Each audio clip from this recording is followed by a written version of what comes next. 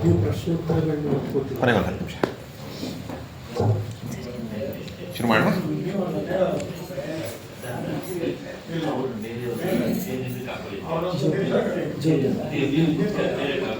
ಮೂಕಂ ಕರೋತಿ ವಾಚಾಲಂ ಪಂಗುಂ ಲಂಘಯತೆ ಗಿರಿಂ ಯತ್ಕೃಪಾ ತಮಹಂ ವಂದೇ ಪರಮಾನಂದ ಮಾಧವಂ. ಸದಾಶಿವಸಮಾರಂಭಾಂ ಶಂಕರಾಚಾರ್ಯ ಮಧ್ಯಮಾಂ ಅಸ್ಮದಾಚಾರ್ಯ ಪರ್ಯಂತಾಂ ವಂದೇ ಗುರು ಪರಂಪರಾಂ. ಎಲ್ರಿಗೂ ನಮಸ್ಕಾರ ಮತ್ತು ಎಲ್ಲರಿಗೂ ಸ್ವಾಗತ. ಮತ್ತು ಈ ಅದ್ಭುತವಾದಂತಹ ಸತ್ಸಂಗಕ್ಕೆ, ಸತ್ಸಂಗ ಅಂದರೆ ಏನು ಅನ್ನೋದನ್ನ ಈಗಾಗಲೇ ಅದ್ಭುತವಾಗಿ ಹೇಳಿದ್ದಾರೆ. ಅವರ ಪ್ರವಚನವೇ ಹೇಗಿತ್ತು ಅಂದರೆ, ಅವರೇ ಶುರು ಮಾಡುವಾಗ ಹೇಳಿದ ಹಾಗೆ ಅದೇ ಒಂದು ರೀತಿಯ ಧ್ಯಾನ. ಪ್ರವಚನವೇ ಧ್ಯಾನದ ರೀತಿಯಲ್ಲಿ ನಮ್ಮನ್ನು ಒಂದು ಹಂತಕ್ಕೆ ಕರ್ಕೊಂಡು ಹೋಯಿತು. ಉಪನಿಷತ್ತುಗಳ ಒಂದು ಸ್ಥೂಲವಾದ ಪರಿಚಯವನ್ನು ಮಾಡಿಕೊಟ್ಟಿದ್ದಾರೆ ಆಗಲೇ. ಅವ್ರು ಹೇಳ್ತಾ ಒಂದು ಹೇಳಿದ್ರು, ಅದರದಿಂದನೇ ಕಂಟಿನ್ಯೂಷನ್ ತಗೊಳ್ತಾ ಹೋದಾಗ ನಾವೆಲ್ಲರೂ ಇಲ್ಲೆಲ್ಲರೂ ಕೂಡ ನಮ್ಮೆಲ್ಲರೂ ಮನುಷ್ಯರು ಅಂತ ನಮ್ಮನ್ನು ಕರ್ಕೊಳ್ತೀವಿ ಅಂತ ಹೇಳಿದ್ರೆ, ಮನುಷ್ಯರು ಅಂತ ಕರ್ಕೊಳ್ತೀವಿ. ಹಾಗೆ ಮನುಷ್ಯನು ಕೂಡ ಒಂದು ಪ್ರಾಣಿ. ಏನು ಸರ್ ನಮ್ಮನ್ನು ಪ್ರಾಣಿ ಅಂತೀರಾ? ಪ್ರಾಣ ಇದೆ ಅಂತಂದ್ರೆ ಪ್ರಾಣಿ. ಹಾಗಾಗಿ ನಾವೆಲ್ಲರೂ ಕೂಡ ಪ್ರಾಣಿಗಳೇ. ಆದರೆ ಮನುಷ್ಯನನ್ನು ನಾವು ಒಂದು ರೀತಿಯ ಉನ್ನತವಾದ ಪ್ರಾಣಿ ಅಂತ ನಾವು ಕರ್ಕೋತೀವಿ. ಬೇರೆಯವ್ರು ಕರೀತಾರೆ ಅಂತಲ್ಲ, ನಾವು ಕರಿತೀವಿ. ಹಾಗಾದರೆ ನಿಮ್ಮನ್ನ ಮೊದಲ ಪ್ರಶ್ನೆಯನ್ನು ಕೇಳೋದಾದ್ರೆ, ಮಾತಾಡ್ತಾ ಹಾಗೆ ಸಮಾನಾತ್ಮಕವಾಗಿ ನೋಡೋಣ ಅಂದರೆ, ಸ್ವಲ್ಪ ಕಡಿಮೆ ಮನುಷ್ಯನಿಗೂ ಮತ್ತು ಪ್ರಾಣಿಗಳಿಗೂ ಇರುವಂತಹ ಸಮಾನ ಅಂಶಗಳು. What are the similarities that we C in humans and animals? ಎರಡಕ್ಕೂ ಇರುವಂತಹ ಸಮಾನ ಅಂಶಗಳೇನೇನು ಅಂತ ಹೇಳ್ಬೋದಾ? ಯಾರು ಬೇಕಾದ್ರೂ ಹೇಳ್ಬೋದು. ಮನುಷ್ಯನಿಗೂ ಮತ್ತು ಪ್ರಾಣಿಗೂ ಇರುವಂತಹ ಸಮಾನ ಸಿಮಿಲಾರಿಟೀಸ್ ಏನು? ಅವು ಉಸಿರಾಡುತ್ತವೆ, ನಾವು ಉಸಿರಾಡ್ತೀವಿ. ಇನ್ನೇನಾದ್ರು ಸಮಾನ ಅಂಶಗಳು. ಆಮೇಲೆ ಅದಕ್ಕೆ ಬರ್ತೀನಿ. ಸಮಾನ ಅಂಶಗಳು. ಸಂತಾನೋತ್ಪತ್ತಿ. ಅದು ಸಂತಾನೋತ್ಪತ್ತಿ ಮಾಡಿದ್ರೆ ನಮಗೂ ಕೇಳಿದ್ವಿ, ಮಕ್ಕಳಾಯ್ತಾ, ಮೊಮ್ಮಕ್ಕಳಾಯ್ತಾ, ಇದೇ ಫಸ್ಟ್ ನಾವು ಕೇಳೋದು. ನೆಕ್ಸ್ಟ್ ಹಂಗ್ರಿ, ಹಸಿವು, ಬಾಯಾರಿಕೆ, ಕಾಮನ್. ಇನ್ನೇನಾರು ದೃಷ್ಟಿ. ಅವಕ್ಕೂ ದೃಷ್ಟಿ ಇರುತ್ತೆ, ನಮಗೂ ದೃಷ್ಟಿ ಇದೆ. ಇನ್ನೇನಾರು ನಿದ್ರೆ. ಖಂಡಿತ ಅವು ಯಾವಾಗ ಒಂಥರ ಏನಂತ ಹೇಳ್ತಾರೆ, ಶಕ್ತಿಹೀನವಾಗತ್ತೋ ಅಥವಾ ಟಯರ್ಡ್ ಆಗತ್ತೋ, ನಮ್ಮಲ್ಲಿ ಹಲವಾರು ಜನ ಪ್ರವಚನ ಬಂದಾಗಲೂ ಮಲಗ್ತೀವಿ. ಇನ್ನೇನಾದ್ರು ಸ್ವಲ್ಪ ಕಮ್ಮಿ ಮಾಡೋ ಅನ್ಸುತ್ತೆ, ಎಕ್ಕೋ ಆಗ್ತಾ ಇದೆ ಮೋಸ್ಟ್ಲಿ. ಓಕೆ, ಇದೆಲ್ಲ ಸಮಾನ ಅಂಶಗಳು. ಇದನ್ನೇ ಒಂದು ಸುಭಾಷಿತ ಭಾಗವತದಲ್ಲಿ ಬರುವಂಥದ್ದು ಹೇಳುತ್ತೆ, ಆಹಾರ ನಿದ್ರಾ ಭಯ ಮೈಥುನಂಶ್ಚ ಸಾಮಾನ್ಯಮೇತತ್ ಪಶುಭಿರ್ ನರಾಣಾಂ. ಪಶುಭಿ ನರಾಣಾಂ. ಪಶುಭಿ ಅಂದ್ರೆ ಪ್ರಾಣಿಗಳು, ನರ ಅಂದ್ರೆ ಮನುಷ್ಯ. ಎರಡೂ ಸಾಮಾನ್ಯ. ಏನೇನು ಅಂತಂದಾಗ, ಆಹಾರ ಹೇಳ ಹಾಗೆ, ನಮಗೂ ಹೊಟ್ಟೆ ಹಸುವಾದಾಗ, ನಮಗೂ ಬಾಯಾರಿಕೆ ಆದಾಗ ನಾವು ಅದರ ಹಿಂದೆ ಹೋಗ್ತೀವಿ, ಅದನ್ನು ಪೂರೈಸಿಕೊಳ್ಳುವಂಥ ಪ್ರಯತ್ನ ಮಾಡ್ತೀವಿ. ನಿದ್ರಾ, ಎಲ್ಲವೂ ಒಂದು ರೀತಿ ಸುಸ್ತಾದಾಗ ನಿದ್ದೆ ಮಾಡುವಂಥದ್ದು. ಮುಂದೆ ಭಯ. ಭಯ ಅಂತಂದಾಗ ಒಂದು ರೀತಿಯಲ್ಲಿ ಏನಾಗತ್ತೋ ಅಂತ ಆತಂಕ, ಅದಕ್ಕಾಗಿ ಮನೆ ಕಟ್ಕೊಳ್ಳುವಂಥದ್ದು, ಅದಕ್ಕಾಗಿ ಹೊರಗೆ ಸೆಕ್ಯೂರಿಟಿ ಗಾರ್ಡ್ ಇಡುವಂಥದ್ದು, ಅದಕ್ಕಾಗಿ ನಾಯಿ ತಂದು ಇಟ್ಕೊಳ್ಳುವಂಥದ್ದು. ಯಾಕೆ? ಭಯಮುಕ್ತರಾಗಿರಬೇಕು ಅಂತ. Survival fear. ಇದು ಎಲ್ಲರಿಗೂ ಸಾಮಾನ್ಯ. ಇನ್ನು ಸಂತಾನೋತ್ಪತ್ತಿ, ಮೈಥುನ. ಹೀಗೆ ಈ ಎಲ್ಲವೂ ಕೂಡ ಸಮಾನ ಅಂಶಗಳು ಮನುಷ್ಯನಿಗೂ ಮತ್ತು ಪ್ರಾಣಿಗಳಿಗೂ. ಹಾಗಾದ್ರೆ ಜೀವನ ಇಷ್ಟೇ ಆದರೆ ನಮ್ಮನ್ನ ನಾವು ಮನುಷ್ಯರು, ನಾವು ಸ್ವಲ್ಪ ಉನ್ನತರು ಅಂತ ಹೇಳ್ಕೊಳಕ್ಕಾಗಲ್ಲ. ಏನಾದ್ರು ವ್ಯತ್ಯಾಸ ಇರಬೇಕಲ್ವಾ? ಮನುಷ್ಯನಿಗೂ ಮತ್ತು ಪ್ರಾಣಿಗಳಿಗೂ ಏನು ವ್ಯತ್ಯಾಸ? ಮನಸ್ಸಿದೆ. ಅವಕ್ಕೆ ಮನಸ್ಸಿಲ್ವಾ? ಹಾಗಿದ್ರೆ ಮನಸ್ಸಿದೆ. ಏನ್ ವ್ಯತ್ಯಾಸ? ಮಾತಾಡೋ ಶಕ್ತಿ. ನಾವು ಸಫಿಸ್ಟಿಕೇಟೆಡ್ ಆಗಿ ಸಂಸ್ಕೃತ, ಕನ್ನಡ, ಇಂಗ್ಲಿಷ್ ಎಲ್ಲ ಮಾತಾಡ್ತೀವಿ. ಅದು ಕೂಡ ಸಂವಹನ ಮಾಡುತ್ತೆ, ಆದ್ರೆ ಬೇರೆ ಭಾಷೆ ಅಂತಿಲ್ಲದೆ ಹೋದ್ರೆ ಅದರ ಭಾಷೆಯಲ್ಲಿ ಮಾತಾಡುತ್ತೆ. ಯೋಚನಾ ಶಕ್ತಿ. ಯೋಚನಾ ಶಕ್ತಿ ಇದೆಯಾ ಇಲ್ವಾ? ಅದಕ್ಕೆ ಇದೆಯಾ ಇಲ್ವಾ? ಇಲ್ಲ ಅನ್ಸುತ್ತೆ. ಈಗ ಆಚೆ ಒಂದ್ಸರಿ ಹೋಗ್ಬಿಟ್ಟು ನಾಯಿ ಹತ್ರಕ್ಕೆ ಒಂದು ಬಿಸ್ಕೆಟ್ ಇಟ್ಕೊಂಬನ್ನಿ, ಏನ್ ಮಾಡುತ್ತೆ? ತಕ್ಷಣ ಓಡ್ ಬರುತ್ತೆ. ಇನ್ನೊಂದ್ ಕೈಯಲ್ಲಿ ದೊಣ್ಣೆ ಇಟ್ಕೊಳ್ಳಿ, ಏನ್ ಮಾಡುತ್ತೆ? ಓಡೋದು. ಯೋಚನೆ ಮಾಡ್ಲಿಲ್ವಾ ಅದು ಯಾವ್ದಕ್ಕೆ ಸುಖ ಕೊಡುತ್ತೆ, ಯಾವ್ದಕ್ಕೆ ದುಃಖ ಕೊಡುತ್ತೆ ಅಂತ? ಅದ್ರ ಒಂದು ಹೈಟೆಂಡ್, ಸ್ವಲ್ಪ ನಮ್ದು ಹೆಚ್ಚಿದೆ. ಇನ್ನೇನಾರು ವಿವೇಕ. ವಿವೇಕ ಅಂದ್ರೆ ಯೋಚನೆ ಮಾಡೋ ಶಕ್ತಿ. ಅದರದ್ದೇ ಒಂದು ಹಂತ. ಅಂದ್ರೆ ಬುದ್ಧಿಯಲ್ಲೂ ಕೂಡ ಯಾವುದು ಸತ್ಯ, ಯಾವುದು ಅಸತ್ಯ, ಯಾವುದು ನಿತ್ಯ, ಯಾವುದು ಅನಿತ್ಯ ಅನ್ನುವಂತಹದನ್ನ ವಿಂಗಡಿಸಿ ನೋಡುವಂತಹ ಶಕ್ತಿ ಮನುಷ್ಯನಿಗೆ ಮಾತ್ರ ಇರೋದು. ಅದು ಇಲ್ಲದಿದ್ದರೆ ಅದನ್ನೇ ನಾವು ವಿವೇಕ ಅನ್ನೋದ ಧರ್ಮ ಅಂತ ಹೇಳ್ತೀವಿ, ಜ್ಞಾನ ಅಂತ ಹೇಳ್ತೀವಿ, ಬುದ್ಧಿ ಅಂತ ಹೇಳ್ತೀವಿ. ಇದಿಲ್ಲದಿದ್ದರೆ ಜ್ಞಾನೋ ಹಿತೇಶಾಂ ಅಧಿಕೋ ವಿಶೇಷ, ಮನುಷ್ಯನನ್ನ ಉನ್ನತನನ್ನಾಗಿ ಮಾಡುವಂಥದ್ದು ಈ ಜ್ಞಾನ ಶಕ್ತಿ, ಈ ವಿವೇಚನಾ ಶಕ್ತಿ, ಈ ವಿವೇಕ ಶಕ್ತಿ. ಇದಿದ್ರೆ ಮಾತ್ರ ಒಂದು ವಿಶೇಷತೆ. ಇಲ್ಲದೆ ಹೋದರೆ ಧರ್ಮೇಣ ಹೀನ ಪಶುಭಿ ಸಮಾನ. ಮನುಷ್ಯನು ಕೂಡ ಪ್ರಾಣಿ ಇರುತ್ತೆ. ಅದನ್ನೇ ಮುಂಚಿನವರು ಡಾಕ್ಟರ್ ನಾಗೇಶ್ವರ್ ಹೇಳ್ತಾ ಹೇಳಿದ್ರು, education for livelihood, education for life. ನಾವು ಕೂಡ ಹೊಟ್ಟೆಪಾಡಿಗಾಗಿ ನಾನು ಮನೆ ಮಾಡ್ತೀನಿ, ನಾನು ಮಕ್ಕಳು ಮಾಡ್ಕೋತೀನಿ, ನಾನು ಇಷ್ಟು ಗಳಿಸಿದೆ ಅಷ್ಟು ಗಳಿಸಿದೆ ಅಂತಂದ್ರೆ ಪ್ರಾಣಿನೇ ನಾವು, ವ್ಯತ್ಯಾಸನೇ ಇಲ್ಲ. ನಮ್ಮಲ್ಲಿರುವಂತಹ ವಿವೇಚನಾ ಶಕ್ತಿಯನ್ನು ಉಪಯೋಗಿಸ್ಕೊಂಡು ಸಾಧನೆಯನ್ನು ಮಾಡಿದಾಗ ಮಾತ್ರ ನಿಜವಾದ ಮನುಷ್ಯ. ಇದನ್ನು ಹೇಳುವಾಗಲೂ ಕೂಡ ಒಂದು ಪ್ರಾಣಿ ಯೋಚನೆ ಮಾಡಿ. ಒಂದು ನಾಯಿ, ಹುಟ್ಟುತ್ತಾ ನಾಯಿ, ಬೆಳೀತಾ ನಾಯಿ, ಸಾಯುವಾಗಲೂ ನಾಯಿ. ಒಂದು ಹಸು, ಹುಟ್ಟುತ್ತಾ ಹಸು, ಬೆಳೀತಾ ಹಸು, ಸಾಯ್ತಾ ಹಸು. ಒಂದು ಸಿಂಹವೂ ಅಷ್ಟೇ. ಒಂದು ಸಿಂಹಕ್ಕೆ ನಾನು ವೆಜಿಟೇರಿಯನ್ ಆಗಬೇಕು ಅನ್ನೋ ಆಸೆ ಇಲ್ಲ. ಹಸುಗೆ ಒಂದ್ಸರಿ ನಾನ್ ವೆಜ್ ಟ್ರೈ ಮಾಡಲ್ಲ ಅಂತ ಅನ್ಸಲ್ಲ. ಮನುಷ್ಯನಿಗೆ ಮಾತ್ರ ವಿವೇಕ. ಏನ್ ಬೇಕಾದ್ರು, ಅದು ಬರೀ ಆಹಾರದಲ್ಲ, ಆಹಾರ ವಿಹಾರ ಪ್ರತಿಯೊಂದರಲ್ಲೂ ಕೂಡ ಒಂದು ವಿವೇಕ ಶಕ್ತಿ. ಏನ್ ಬೇಕಾದ್ರೂ ಚಾಯ್ಸ್ ಮಾಡಬಹುದು. ಅದಕ್ಕೋಸ್ಕರ ಇದು ನಮಗೆ ಒಂದು ಗಿಫ್ಟ್, ಬೂನ್, ಹಾಗೆ ಕರ್ಸ್ ಕೂಡ. ಯಾಕೆ ಅಂದ್ರೆ ಪ್ರಾಣಿಯಾಗಿದ್ದು ಪ್ರಾಣಿಯಾಗೆ ಸಾಯುತ್ತೆ.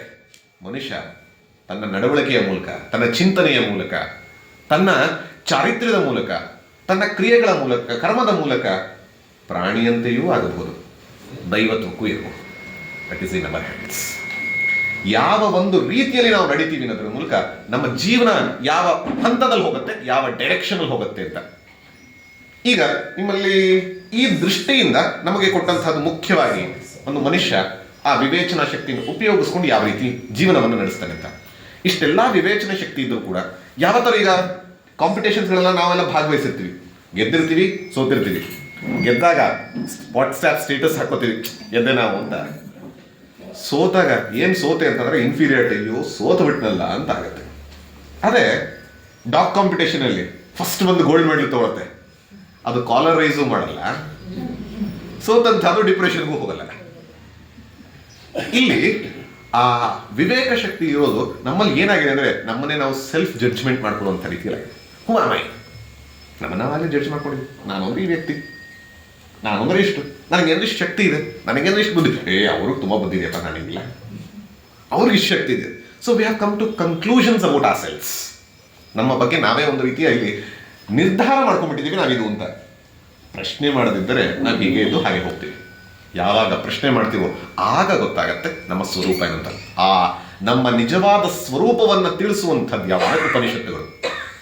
ಉಪನಿಷತ್ತುಗಳು ಅಂದ್ರೆ ಏನಂದ್ರೆ, ಇವಾಗ ನಿಮ್ಮ ಹತ್ರ ಹಲವಾರು ಜನದ ಹತ್ರ ಮೊಬೈಲ್ ಇದೆ, ಅಥವಾ ಇವತ್ತು AI ರೋಬೋಟಿಕ್ಸ್ಗಳಿರ್ಬೋದು, ಈ ಥರದ್ದು ಬೆಳೀತಾ ಇದೆ. ನಿಮ್ಮ ಕೈಗೆ ಒಂದು ಹೊಸ ಇನ್ಸ್ಟ್ರೂಮೆಂಟ್ನ ತಂದ್ಕೊಡ್ತಾರೆ.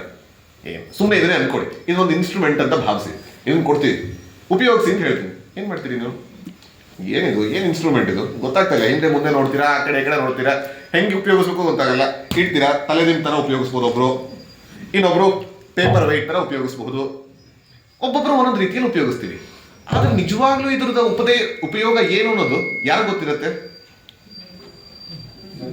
ಪರ್ಫೆಕ್ಟ್, ಜೋರಾಗಿ ಸರ್. ಮ್ಯಾನುಫ್ಯಾಕ್ಚರರ್ ಗೊತ್ತಿರುತ್ತೆ. ಮ್ಯಾನುಫ್ಯಾಕ್ಚರರ್ ಗೊತ್ತಿದ್ರೆ ಸಾಕ, ಯೂಸರ್ ಗೊತ್ತಿರಬೇಕು. ಅದಕ್ಕೆ ಏನು ಮಾಡ್ಬೇಕು? ಮ್ಯಾನುಫ್ಯಾಕ್ಚರರು ಮ್ಯಾನ್ಯುಯಲ್ ಕೊಡಬೇಕು. ಮ್ಯಾನ್ಯುಯಲ್ ಕೊಡೋದು ಹೋದ್ರೆ ಡಿಫೆಕ್ಟ್. ಇಲ್ಲಾಂದ್ರೆ ಹೆಂಗೆ ಬೇಕಾದ್ರೂ ಉಪಯೋಗಿಸ್ತೀನಿ. ಅದನ್ನು ನಾನು ಸರಿಯಾಗಿ ಉಪಯೋಗಿಸ್ಬೋದು, ತಪ್ಪಾಗಿ ಉಪಯೋಗಿಸ್ಬೋದು, ಉಲ್ಟಾ ಉಪಯೋಗಿಸ್ಬೋದು. ಹಾಗಾಗಿ ಒಂದು ಗ್ಯಾಡ್ಜೆಟ್ಗೆ ಒಂದು ಮ್ಯಾನ್ಯುಯಲ್ ಬೇಕಾದರೆ, ಜೀವನ ಅನ್ನುವಂತಹ ಒಂದು ಅದ್ಭುತವಾದಂತಹ ಗ್ಯಾಡ್ಜೆಟ್ಗಿಂತಲೂ ಗ್ಯಾಡ್ಜೆಟ್ನ ಉಪಯೋಗಿಸುವಂಥದ್ದು, ಅದಕ್ಕೆ ಮ್ಯಾನ್ಯುಯಲ್ ಬೇಕಲ್ಲ. That is Upanishads, manual for life. Manual ಏನು ಹೇಳುತ್ತೆ? ಈ ಗ್ಯಾಡ್ಜೆಟ್ ಯಾವ ಉದ್ದೇಶಕ್ಕೆ ನಿರ್ಮಾಣ ಆಗಿದೆ ಫಸ್ಟ್ ಹೇಳುತ್ತೆ. ಆ ಉದ್ದೇಶವನ್ನ ಪೂರೈಸೋದಕ್ಕೆ ನಾನು ಯಾವ ರೀತಿ ಉಪಯೋಗಿಸ್ಬೇಕು ಅಂತ ಹೇಳುತ್ತೆ. ಯಾವ ರೀತಿ ಉಪಯೋಗಿಸಿದ್ರೆ ತಪ್ಪು ಆಗುತ್ತೆ ಅಂತ ತಿಳಿಸುತ್ತೆ. ಈ ಮೂರನ್ನು ತಿಳಿಸಿದಾಗ ಅದನ್ನು ಮ್ಯಾನ್ಯುಯಲ್ ಅಂತ ಹೇಳ್ತೀವಿ. ಈಗ ಮನುಷ್ಯ ಜೀವನ ಯಾತಕ್ಕಾಗಿದೆ, ಮನುಷ್ಯ ಜೀವನ ಯಾವ ಉದ್ದೇಶದಿಂದಿದೆ? ಪರ್ಫೆಕ್ಟ್, ಇದಕ್ಕೆ ಅಂತ ಹೇಳಬೇಕು. ನೆಕ್ಸ್ಟ್, ಹಾಗಾದ್ರೆ ಆ ಉದ್ದೇಶವನ್ನ ಪೂರೈಸಬೇಕು ಅಂದ್ರೆ ಏನನ್ನು ಮಾಡಬೇಕು, ಏನನ್ನು ಮಾಡಬಾರ್ದು. ಇಲ್ಲಾಂದ್ರೆ ಜಾಸ್ತಿ ಹೀಟ್ ಮಾಡೋದು ಬರ್ಸ್ಟ್ ಆಗುತ್ತೆ. ನಮ್ಮ ಜೀವನವು ಕೂಡ ಹಲವಾರು ಸರಿ ಯಾವಾಗಲೂ ಕುಕ್ಕರ್ ಥರನೇ ಕುಗ್ತಾ ಇರುತ್ತೆ, ಪ್ರೆಷರ್ ಕುಕ್ಕರ್. ಹಾಗಾಗಿ ಯಾವ ರೀತಿ ಉಪಯೋಗಿಸ್ಬೇಕು, ಏನನ್ನ ಮಾಡಬಾರ್ದು, ಯಾವ ಉದ್ದೇಶಕ್ಕಾಗಿ ಮಾಡಬೇಕು ಅಂತ ತಿಳಿಸುವಂಥದ್ದು ಉಪನಿಷತ್. ಉಪನಿಷತ್ ಅಂದರೆ ಸರಳವಾದ ಒಂದು ಅರ್ಥವನ್ನು ಹೇಳಿದ್ರು. ಹೇಗೆ ಒಬ್ಬ ಹತ್ತಿರ ಹೋಗಿ ಕೆಳಗೆ ಕೂತು ಕಲಿಯುವಂತಹ ಜ್ಞಾನ. ಯಾವ ಜ್ಞಾನ? ಅವರೇ ಹೇಳಿದ್ರು ಎರಡು ವಿದ್ಯೆ. ಯಾವುದು? ಪರ ಅಪರ. ಅಪರ ಅಂದ್ರೆ ಅವರೇ ಹೇಳಿದ್ರು, ಎಷ್ಟರ ಮಟ್ಟಿಗೆ ಅಂದರೆ ಡೆಂಟಲಲ್ಲಿ ಅವ್ರು ಕೇಳೋರೊಳಗೆ ಹೇಳ್ತಾರೆ ಹೇಗೆ ಅಂತಂದರೆ, ಬರೀ ಹಲ್ಲಲ್ಲ, ಹಲ್ಲಿನಲ್ಲಿ ಒಂದನ್ನೇ ನೋಡೋದಕ್ಕೆ specialisation. It is going on and on and on, there is no full stop. ಆದರೆ ಪರಾವಿದ್ಯೆಯಲ್ಲಿ it cannot be improved. Sir, update ಮಾಡ್ಕೊಳ್ಳೋಕ್ಕೆ ಆ್ಯಪ್ಗಳಿದೆಲ್ಲ, ಉಪನಿಷತ್ ಅಪ್ಡೇಟೇ ಆಗಿಲ್ವಾ ಅಂತ. ಉಪನಿಷತ್ ಅಪ್ಡೇಟ್ ಆಗಿಲ್ವಾ ಅಂತ. It is not the mantras. ಮಂತ್ರ ಬೇಕಾದ್ರೆ ಅಪ್ಡೇಟ್ ಮಾಡಬಹುದು, ಮಂತ್ರ ಅಪ್ಡೇಟ್ ಮಾಡೋದಲ್ಲ. ಆ ಜ್ಞಾನ ಇದೆಯಲ್ಲ, there is no updation, because that is the conclusive message. ಹೊರಗಿನ ವಿಚಾರ ಆಗಿದ್ರೆ ಇಂಪ್ರೂವೈಸೇಷನ್ ಆಗುತ್ತೆ. ನಾನು ಯಾರೋ ಅನ್ನುವಂಥದ್ದು ಇದ್ದ ಹಾಗೆ ಸಾರ್ವಕಾಲಿಕ ಸತ್ಯವಾಗುತ್ತೆ. ಅದನ್ನು ತಿಳಿಸುವಂಥದ್ದು ಉಪನಿಷತ್ತು. ಇವತ್ತು ಉಪನಿಷತ್ತಿನ ಒಂದು ಸ್ಥೂಲ ಪರಿಚಯ ಮಾಡಿರೋದ್ರಿಂದ ನನಗೆ ನೇರವಾಗಿ ಕೊಟ್ಟಿರುವಂಥದ್ದು ಯಾವುದು ಅಂದರೆ ಮುಂಡಕ ಉಪನಿಷತ್ತಿನ ಒಂದು ಮಂತ್ರವನ್ನು ಕೊಟ್ಟಿದ್ದಾರೆ. ಆಗಲೇ ಹೇಳಿದ್ರು, ಉಪನಿಷತ್ತುಗಳು ಎಷ್ಟು, ಆಕ್ಚುಯಲ್ ನಂಬರ್ ತಗೊಂಡ್ರೆ ಎಷ್ಟು ಶಾಖೆಗಳೋ ಅಷ್ಟು ಉಪನಿಷತ್ತುಗಳು. 1080 ಉಪನಿಷತ್ತುಗಳು ಇರಬೇಕಿತ್ತು, ಇವತ್ತಿಲ್ಲ. ಹೇಳಿದ ಹಾಗೆ ಒಂದಷ್ಟು ಜಾಲತಾಣಗಳನ್ನೆಲ್ಲ ನೋಡಿದಾಗ ನಮಗೊಂದು 250-270ವರೆಗೂ ಇವತ್ತು ಸಿಗ್ತಾ ಇದೆ. ಅದರಲ್ಲಿ 108 ಅಂತೂ ನಿಮಗೆ ಪುಸ್ತಕಗಳು ಸಿಗುತ್ತೆ.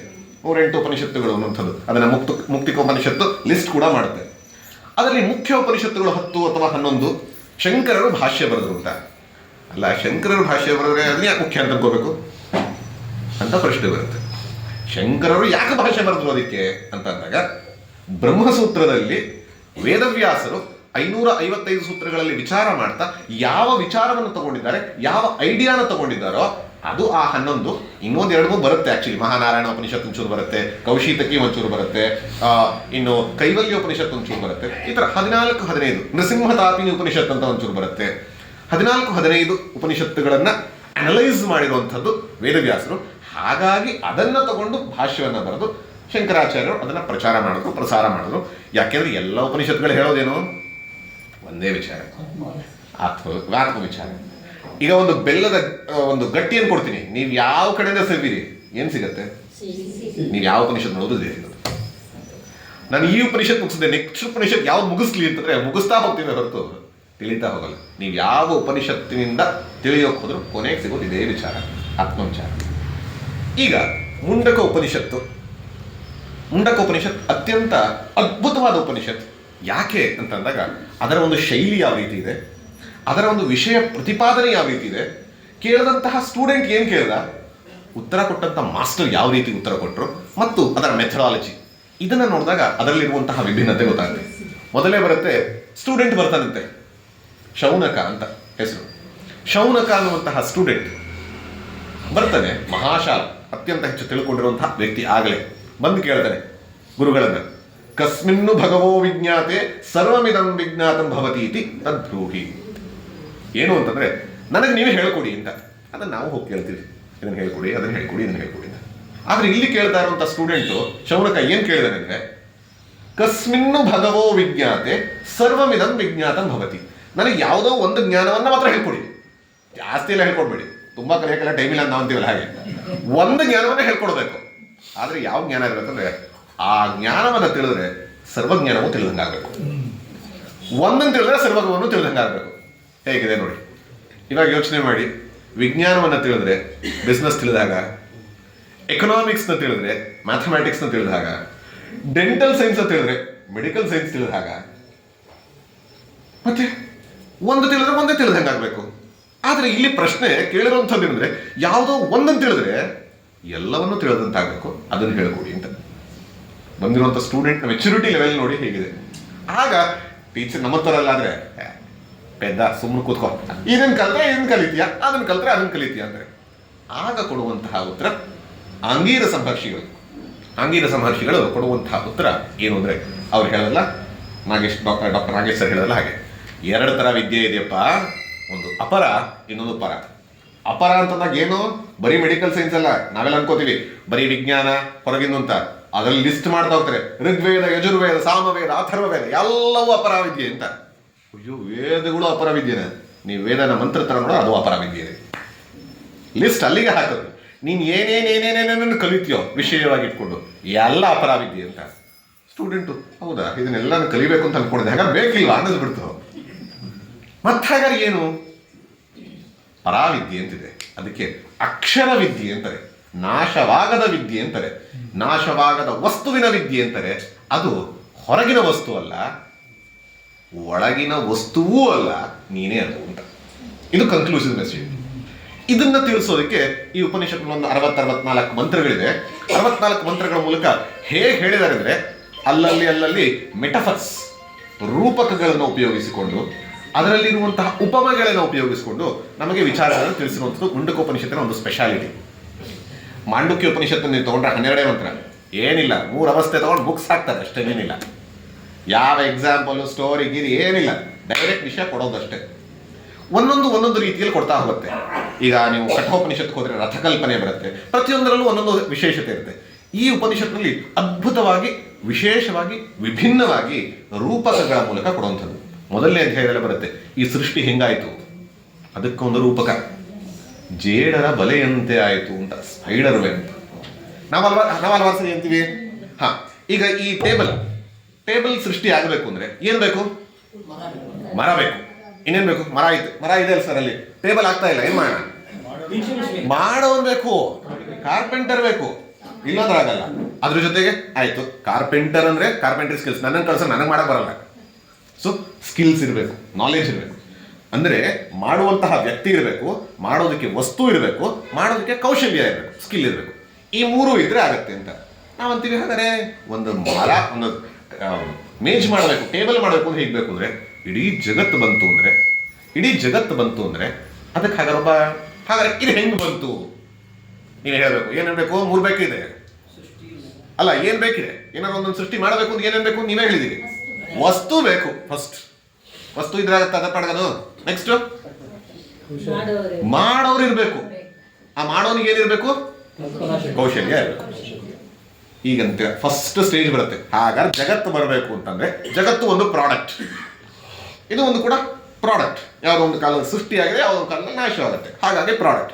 ಇದು ಬರಬೇಕು ಅಂದ್ರೆ ಇದಕ್ಕೆ ವಸ್ತು ಇರಬೇಕು, ಇದಕ್ಕೆ ಮಾಡುವಂತಹ ವ್ಯಕ್ತಿ ಇರಬೇಕು ಅಂತ. ಇಲ್ಲಿ ದ್ವೈತ ಬರುತ್ತೆ. ದ್ವೈತ ಹೇಳುತ್ತೆ, ಪರಮಾತ್ಮ ಅನ್ನೋನು ಒಬ್ಬ ಇದ್ದಾನೆ, ಅವನಿಗೆ ನೀವು ಅಲ್ಲ ಅಂತ ಹೆಸರು ಕೊಡ್ತಿರೋ, ಕೃಷ್ಣ ಅಂತ ಕೊಡ್ತಿರೋ, ಜೀಸಸ್ ಅಂತ ಕೊಡ್ತಿರೋ, ಕೃಷ್ಣ ದೇವಿ ಅಂತ ಕೊಡ್ತಿರೋ, ವಿಷ್ಣು ಕೊಡ್ತಿರೋ, ಶಿವ ಕೊಡ್ತಿರೋ, ಏನಾದ್ರು ಕೊಡಿ, ಒಬ್ಬ ವ್ಯಕ್ತಿ ಇದ್ದಾನೆ. ಅವನಿಗೇನಿದೆ? ಕೌಶಲ್ಯ, ಸರ್ವಜ್ಞ, ಸರ್ವವಿತ್, ಎಲ್ಲವೂ ಇದೆ. ವಸ್ತು ಹೊರಗಿತ್ತು, ಬಂತು, ವಸ್ತುವೂ ಇತ್ತು, ಪರಮಾತ್ಮನೂ ಇದ್ದ.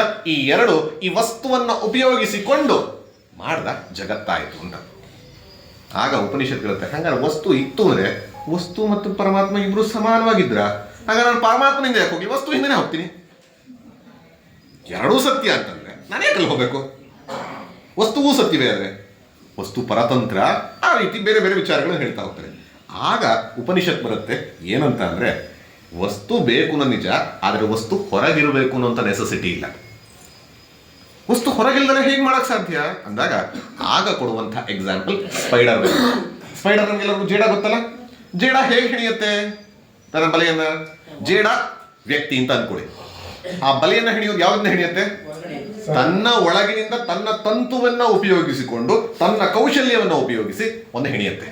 ಈಗ ಹೇಳಿ, ಜಗತ್ ಸೃಷ್ಟಿ ಮಾಡೋದಕ್ಕೆ 2 ಬೇಕಾ, 1 ಸಾಕ? ಅದನ್ನ ಉಪನಿಷತ್ ಹೇಳ್ತೀನಿ. ನಾನು ಅದ್ರ ಬಗ್ಗೆ ಇವಾಗ ಹೋಗ್ತಾ ಇಲ್ಲ, ಯಾಕೆ ನನಗೆ ಕೊಟ್ಟಿರೋ ಮಂತ್ರ ಬೇರೆದು, ಸೊ ನಾನು ಅದಕ್ಕೆ ಹೋಗ್ತಾ ಇಲ್ಲ. So the creation doesn't require a separate creator. Creation itself can be a form of creator. ಇದು ಮೊದಲನೇ ಉದಾಹರಣೆ ಕೊಡುತ್ತೆ. ಎರಡನೇದು, ಹಲವಾರು ಜನ ನಾವೆಲ್ಲ ಇವತ್ತು ಭಾರತದಲ್ಲೂ ಕೂಡ ಆರ್ಚರಿ ನಾವೆಲ್ಲ ನೋಡ್ತೀವಲ್ಲ, ಒಲಿಂಪಿಕ್ಸ್ನೆಲ್ಲ ಮೆಡಲ್ ಬರಬೇಕು ಅಂತ, ಆರ್ಚರಿಯನ್ನ ಎಕ್ಸಾಂಪಲ್ ಕೊಟ್ಟಿದ್ದಾರೆ. ಪ್ರಣವೋಧನು ಶರೋಷ್ಯಾತ್ಮ ಬ್ರಹ್ಮತ ಲಕ್ಷ್ಯ ಮುಚ್ಚತೆ. ಪ್ರಣವ ಓಂಕಾರವೇ ಧನು, ಶರೋಹ್ಯಾತ್ಮ ಈ ಜೀವಾತ್ಮ ಅನ್ನೋದಿದೆ, ಅದೇ ಶರ.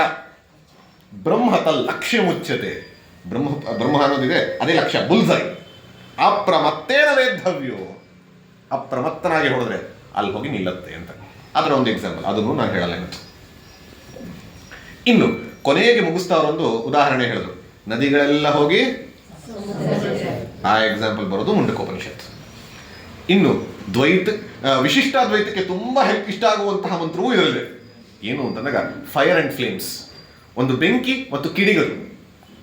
ಬೆಂಕಿ ದೊಡ್ಡದು, ಕಿಡಿ ಅದರ ಅಂಶ ಸಣ್ಣದು.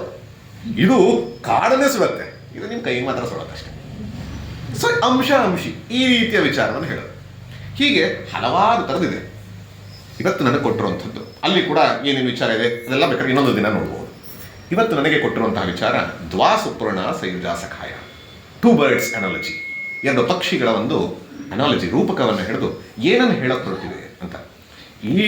ಈ ಮಂತ್ರವನ್ನು ಕೇಳಿದ್ರೆ ದ್ವೈತದ ಮಂತ್ರ, ನಮ್ದು ಇದು 2 ಪಕ್ಷಿ ಒಂದಲ್ಲಿದೆ, 2 ಪಕ್ಷಿ ಇದೆ ಅಂದರೆ 2 ಸತ್ಯ ಅಂತ ಅರ್ಥ. ಈಗ ಅದನ್ನು ಅರ್ಥ ಮಾಡ್ಕೊಳ್ಳುವಂತಹ ಪ್ರಯತ್ನವನ್ನು ಮಾಡೋಣ. ದ್ವಾಸುಪರ್ಣ ಸಯುಜ ಸಖಾಯ ಸಮಾನಂ ವೃಕ್ಷಂ ಪರಿಷಸ್ವಜಾತೆ ತಯೋ ಅನ್ಯ ಪಿಪ್ಪಲಂ ಸ್ವಾದ್ವತ್ತಿ ಅನಶ್ನನ್ ಅನ್ಯೋ ಅಭಿಚಾಕಶೀತಿ. ಇದು ಮುಂಡಕೋಪನಿಷತ್ನಲ್ಲಿ ಬರುವಂತಹ 3ನೇ ಮುಂಡಕ. ಅದರಲ್ಲಿ ಮೊದಲನೇ ಖಂಡದಲ್ಲಿ ಮೊದಲನೇ ಶ್ಲೋಕ ಶುರುವಾಗದ ಈ ರೀತಿಯಲ್ಲಿ ಆಗುತ್ತೆ. ಅನಾಲಜಿ ಸಿಂಪಲ್, ನಿಮಗೆಲ್ಲರೂ ಕೇಳಿರ್ತೀರ. ಏನು ಅಂತಂದಾಗ ಒಂದು ಮರ ಇದೆ, ಕಣ್ಣು ಮುಂದೆ ಒಂದು ಮರವನ್ನು ಕಲ್ಪಿಸ್ಕೊಳ್ಳಿ. ಮರದಲ್ಲಿ ಒಂದಷ್ಟು ಬ್ರಾಂಚಸ್, ಒಂದಷ್ಟು ರೆಂಬೆಗಳು, ಕೊಂಬೆಗಳು ಎಲ್ಲವೂ ಇದೆ. ಆ ಮರದಲ್ಲಿ ಒಂದಷ್ಟು ಪಕ್ಷಿಗಳಿದೆ. ಅದು ಇವತ್ತು ನಮ್ಗೆ ಅರ್ಥ ಮಾಡ್ಕೊಳ್ಳೋದಕ್ಕೆ ಒಂದು ಪಕ್ಷಿ ಅಂತ ಇಟ್ಕೊಳ್ಳೋಣ. ಕೆಳಗಿನ ಒಂದಷ್ಟು ರೆಂಬೆ ಕೊಂಬೆಗಳಲ್ಲಿ ಪಕ್ಷಿ ಒಂದಿದೆ, ಮೇಲೆ ಇನ್ನೊಂದು ಪಕ್ಷಿ ಕೂತಿದೆ. ಈ ಕೆಳಗಿನ ಪಕ್ಷಿ ಏನು ಮಾಡ್ತಾ ಇದೆ ಅಂತಂದ್ರೆ ಪಿಪ್ಪಲಂ ಅಂತ ಇದೆ. ಪಿಪ್ಪಲಂ ಅಂತಂದಾಗ ಅಲ್ಲಿ ಇರುವಂತಹ ಆ ಹಣ್ಣನ್ನ ಒಂದೊಂದು ತಿನ್ನತ್ತೆ ಬರುತ್ತೆ, ಇನ್ನೊಂದು ತಿನ್ನತ್ತೆ ಬರುತ್ತೆ, ಮತ್ತೊಂದು ತಿನ್ನತ್ತೆ. ಈ ಕೊಂಬೆಯಿಂದ ಆ ಕೊಂಬೆಗೆ, ಆ ಕೊಂಬೆಯಿಂದ ಇನ್ನೊಂದು ರೆಂಬೆ ಹಾರ್ತಾ ಹಾರ್ತಾ ಹಾರ್ತಾ ಹಾರ್ತಾ ಸ್ವಾದಿಸ್ತಾ ಇದೆ, ಆಸ್ವಾದಿಸ್ತಾ ಇದೆ. ಒಂದೊಂದ್ಸರಿ ಸ್ವಾದ ಆಗತ್ತೆ, ಇನ್ನೊಂದ್ಸರಿ ವ್ಯಾ ಆಗತ್ತೆ, ಒಂದು ಸರಿ ಖುಷಿ ಆಗತ್ತೆ, ಇನ್ನೊಂದ್ಸರಿ ದುಃಖ ಆಗತ್ತೆ, ಒಂದ್ಸರಿ ಸ್ವೀಟ್ ಆಗಿರುತ್ತೆ, ಇನ್ನೊಂದು ಕಡೆ ಸವರ್ ಆಗಿರುತ್ತೆ. ಪ್ರತಿಯೊಂದು ಕೂಡ ಈ ರೀತಿ ಬೇರೆ ಬೇರೆ ಅನುಭವಗಳನ್ನ ಪಡಿತಾ ಇದೆ. ಇನ್ನೊಂದು ಪಕ್ಷಿ ಇರುತ್ತೆ, ಮೇಲೆ ಕೂತಿದೆ. ಅದು ಏನನ್ನೂ ಮಾಡದೆ ಶಾಂತವಾಗಿ ಕೂತಿದೆ. ಇದರ ಒಂದು ಕಂಟಿನ್ಯೂಷನ್ ಆಗಿ 2ನೇ ಮಂತ್ರವೂ ಕೂಡ ಕಂಟಿನ್ಯೂ ಆಗುತ್ತೆ. ಅದರಿಂದ ಮುಂದಕ್ಕೆ ವಿಲ್ ಟೇಕ್ ದ ಡಿಸ್ಕಷನ್. ಅಲ್ಲೇ ಹೇಳುತ್ತೆ ಸಮಾನೇ ವೃಕ್ಷೆ ಪುರುಷೋ ನಿಮಗ್ನಃ. ಈ ಸಮಾನ ವೃಕ್ಷ ಏನು? ಸಮಾನ 2 ಪಕ್ಷಿ, ಇದೊಂದು ಮರದಲ್ಲಿ ಅದೊಂದು ಮರದಲ್ಲಿ ಇಲ್ಲ, ಸಮಾನೇ ವೃಕ್ಷೆ, 2 ಕೂಡ ಒಂದೇ ಮರದಲ್ಲಿದೆ. ನಿಮಗ್ನೋ ಅನೀಶಯ ಶೋಚತಿ ಮುಹ್ಯಮಾನಃ. ಶೋಚಿಸ್ತಾ ಇದೆಯಂತೆ. ಆ 2ನೇ ಇದೆಯಲ್ಲ, ಶೋಕಿಸ್ತಾ ಇದೆಯಂತೆ. ನಿಮಗ್ನಃ ಮುಹ್ಯಮಾನಃ, ಯಾಕೆನ್ನೋ ಕಾರಣಗಳನ್ನ ನಾವೇ ನೋಡೋಣ. ಆದರೆ ಇದು ಯಾವಾಗ ಸತ್ಯವನ್ನು ಅರಿಯುತ್ತೋ ಆಗ ಅದು ಏನಾಗುತ್ತೆ ಅನ್ನೋ ಕೊನೆಗೆ ವೀತ ಶೋಕ ಅಂತ ಕೊನೆಗೆ ಎಂದಾಗತ್ತೆ. ವೀತ ಶೋಕ ಅಂದ್ರೆ ಶೋಕ, ವೀತ ಅಂದ್ರೆ ಕಳ್ಕೊಂಡಂಥ ಶೋಕವನ್ನಾಗಿ ಪರಿಪೂರ್ಣತೆಯನ್ನು ಪಡೆಯುತ್ತೆ. ಇದು ಈ 2 ಮಂತ್ರ. ಈ 2 ಮಂತ್ರದ ಒಂದು ವಿಸ್ತಾರವಾಗಿ ಏನು ಹೇಳ್ತಾ ಇದೆ ಅನ್ನೋಂಥದ್ದನ್ನು ಅರ್ಥ ಮಾಡ್ಕೊಳ್ಳೋಣ. ಫಸ್ಟ್ ಹೇಳಿರುವಂಥದ್ದೇ ದ್ವಾಸುಪರ್ಣ, 2 ಪಕ್ಷಿಗಳು. ಈ 2 ಪಕ್ಷಿಗಳು ಹೇಗಿವೆ ಅಂತಂದಾಗ ಸಯುಜ ಸಖಾಯ. ಸಖ ಅಂದ್ರೇನು? ಸ್ನೇಹಿತರು, ಒಂದಕ್ಕೊಂದು ಎನಿಮಿ ಅಲ್ಲ. ನೀನು ಹಿಂಗೆ ಮಾಡ್ತೀಯ, ನಾನು ನೋಡ್ಕೋತೀನಿ ನೀನು ಅಂತವಲ್ಲ. ಇಬ್ಬರು ಕೂಡ ಒಬ್ಬರಿಗೊಬ್ಬರು ಸ್ನೇಹಿತರು. ಎಷ್ಟರ ಮಟ್ಟಿಗೆ ಸ್ನೇಹಿತರು ಅಂದ್ರೆ ಸಯುಜ. ಯುಜ್ ಅಂದ್ರೆ ಏನಂತಾರ ಹೇಳಬಹುದಾ? ಯುಜ್ ಅಂದ್ರೆ ಯೋಗ. ಯೋಗ ಅಂದ್ರೆ ಯೂನಿಯನ್, ಸೇರಿರುವಂಥದ್ದು. ನಾವು ಹಲವಾರು ಸರಿ ಅನ್ಕೋತೀವಿ ಪರಮಾತ್ಮ ಹೋಗಿ ಸೇರ್ಬೇಕು ಅನ್ಕೋತೀವಿ. ಇಲ್ಲಿ ಹೇಳ್ತಾ ಇದೆ 2 ಪಕ್ಷಿಗಳು ಯಾವಾಗಲೂ ಸೇರೇ ಇದೆ. 2 ಪಕ್ಷಿಗಳು ಯಾವಾಗಲೂ ಸೇರೇ ಇದೆ. ಸಯುಜ ಸಖಾಯ, 2 ಕೂಡ ಸ್ನೇಹಿತರಂತೆ ಒಂದಕ್ಕೆ ಒಂದು ಆಪ್ತತೆಯಿಂದ, ಆತ್ಮೀಯತೆಯಿಂದ, ಆಲ್ಮೋಸ್ಟ್ ಒಂದೇನೋ ಅಂತ ರೀತಿಯಲ್ಲಿ. ಆಮೇಲೆ ಅದು ಒಂದೇನೇ 2 ಅಂತ ನೋಡೋಣ ಆಮೇಲೆ. ಈಗ ಸದ್ಯಕ್ಕೆ ಇಟ್ಕೊಳ್ಳುವಾಗ ಒಂದೇನು ಅಂತ ಹತ್ತಿರದ ರೀತಿಯಲ್ಲಿ 2 ಇದೆ. ಸಯುಜ ಸಖಾಯ. ಎಲ್ಲಿದೆ? ಸಮಾನಂ ವೃಕ್ಷಂ, ಒಂದೇ ಒಂದು ವೃಕ್ಷವನ್ನ ಪರಿಷಸ್ವ ಜಾತೆ, 2 ಕೂಡ ಅಲ್ಲೇ ಮನೆಯನ್ನ ಮಾಡ್ಕೊಂಡಿದೆ, ಗೂಡನ್ನ ಮಾಡ್ಕೊಂಡಿದೆ, ಅಲ್ಲೇ ಪರ್ಚಿಂಗ್ ಆನ್ ದ ಸೇಮ್ ಟ್ರೀ. ಈಗ ಟ್ರೀ ಅಂತ ಇದೆ. ಈಗ ನಾವು ಇಲ್ಲಿ ಒಂದೊಂದನ್ನು ಅರ್ಥ ಮಾಡ್ಕೊಳ್ತಾ ಹೋಗ್ಬೇಕು. ಇಲ್ಲಿ ಟ್ರೀ, ಮರ ಅಂದ್ರೆ ಏನು? ಮರ ಅಂದ್ರೆ ಏನು? ಸಂಸಾರ ಅಂತ ಅರ್ಥ ಮಾಡ್ಕೊಳ್ಬಹುದು. ಯಾಕಂದ್ರೆ ನಮಗೆಲ್ಲ ಪುರುಷೋತ್ತಮ ಯೋಗ ಗೊತ್ತು, ಊರ್ಧ್ವ ಮೂಲ ಮಧಶಾಖ ಗೊತ್ತಿದೆ, ಖಂಡಿತ ಅನ್ಕೊಳ್ಬಹುದು.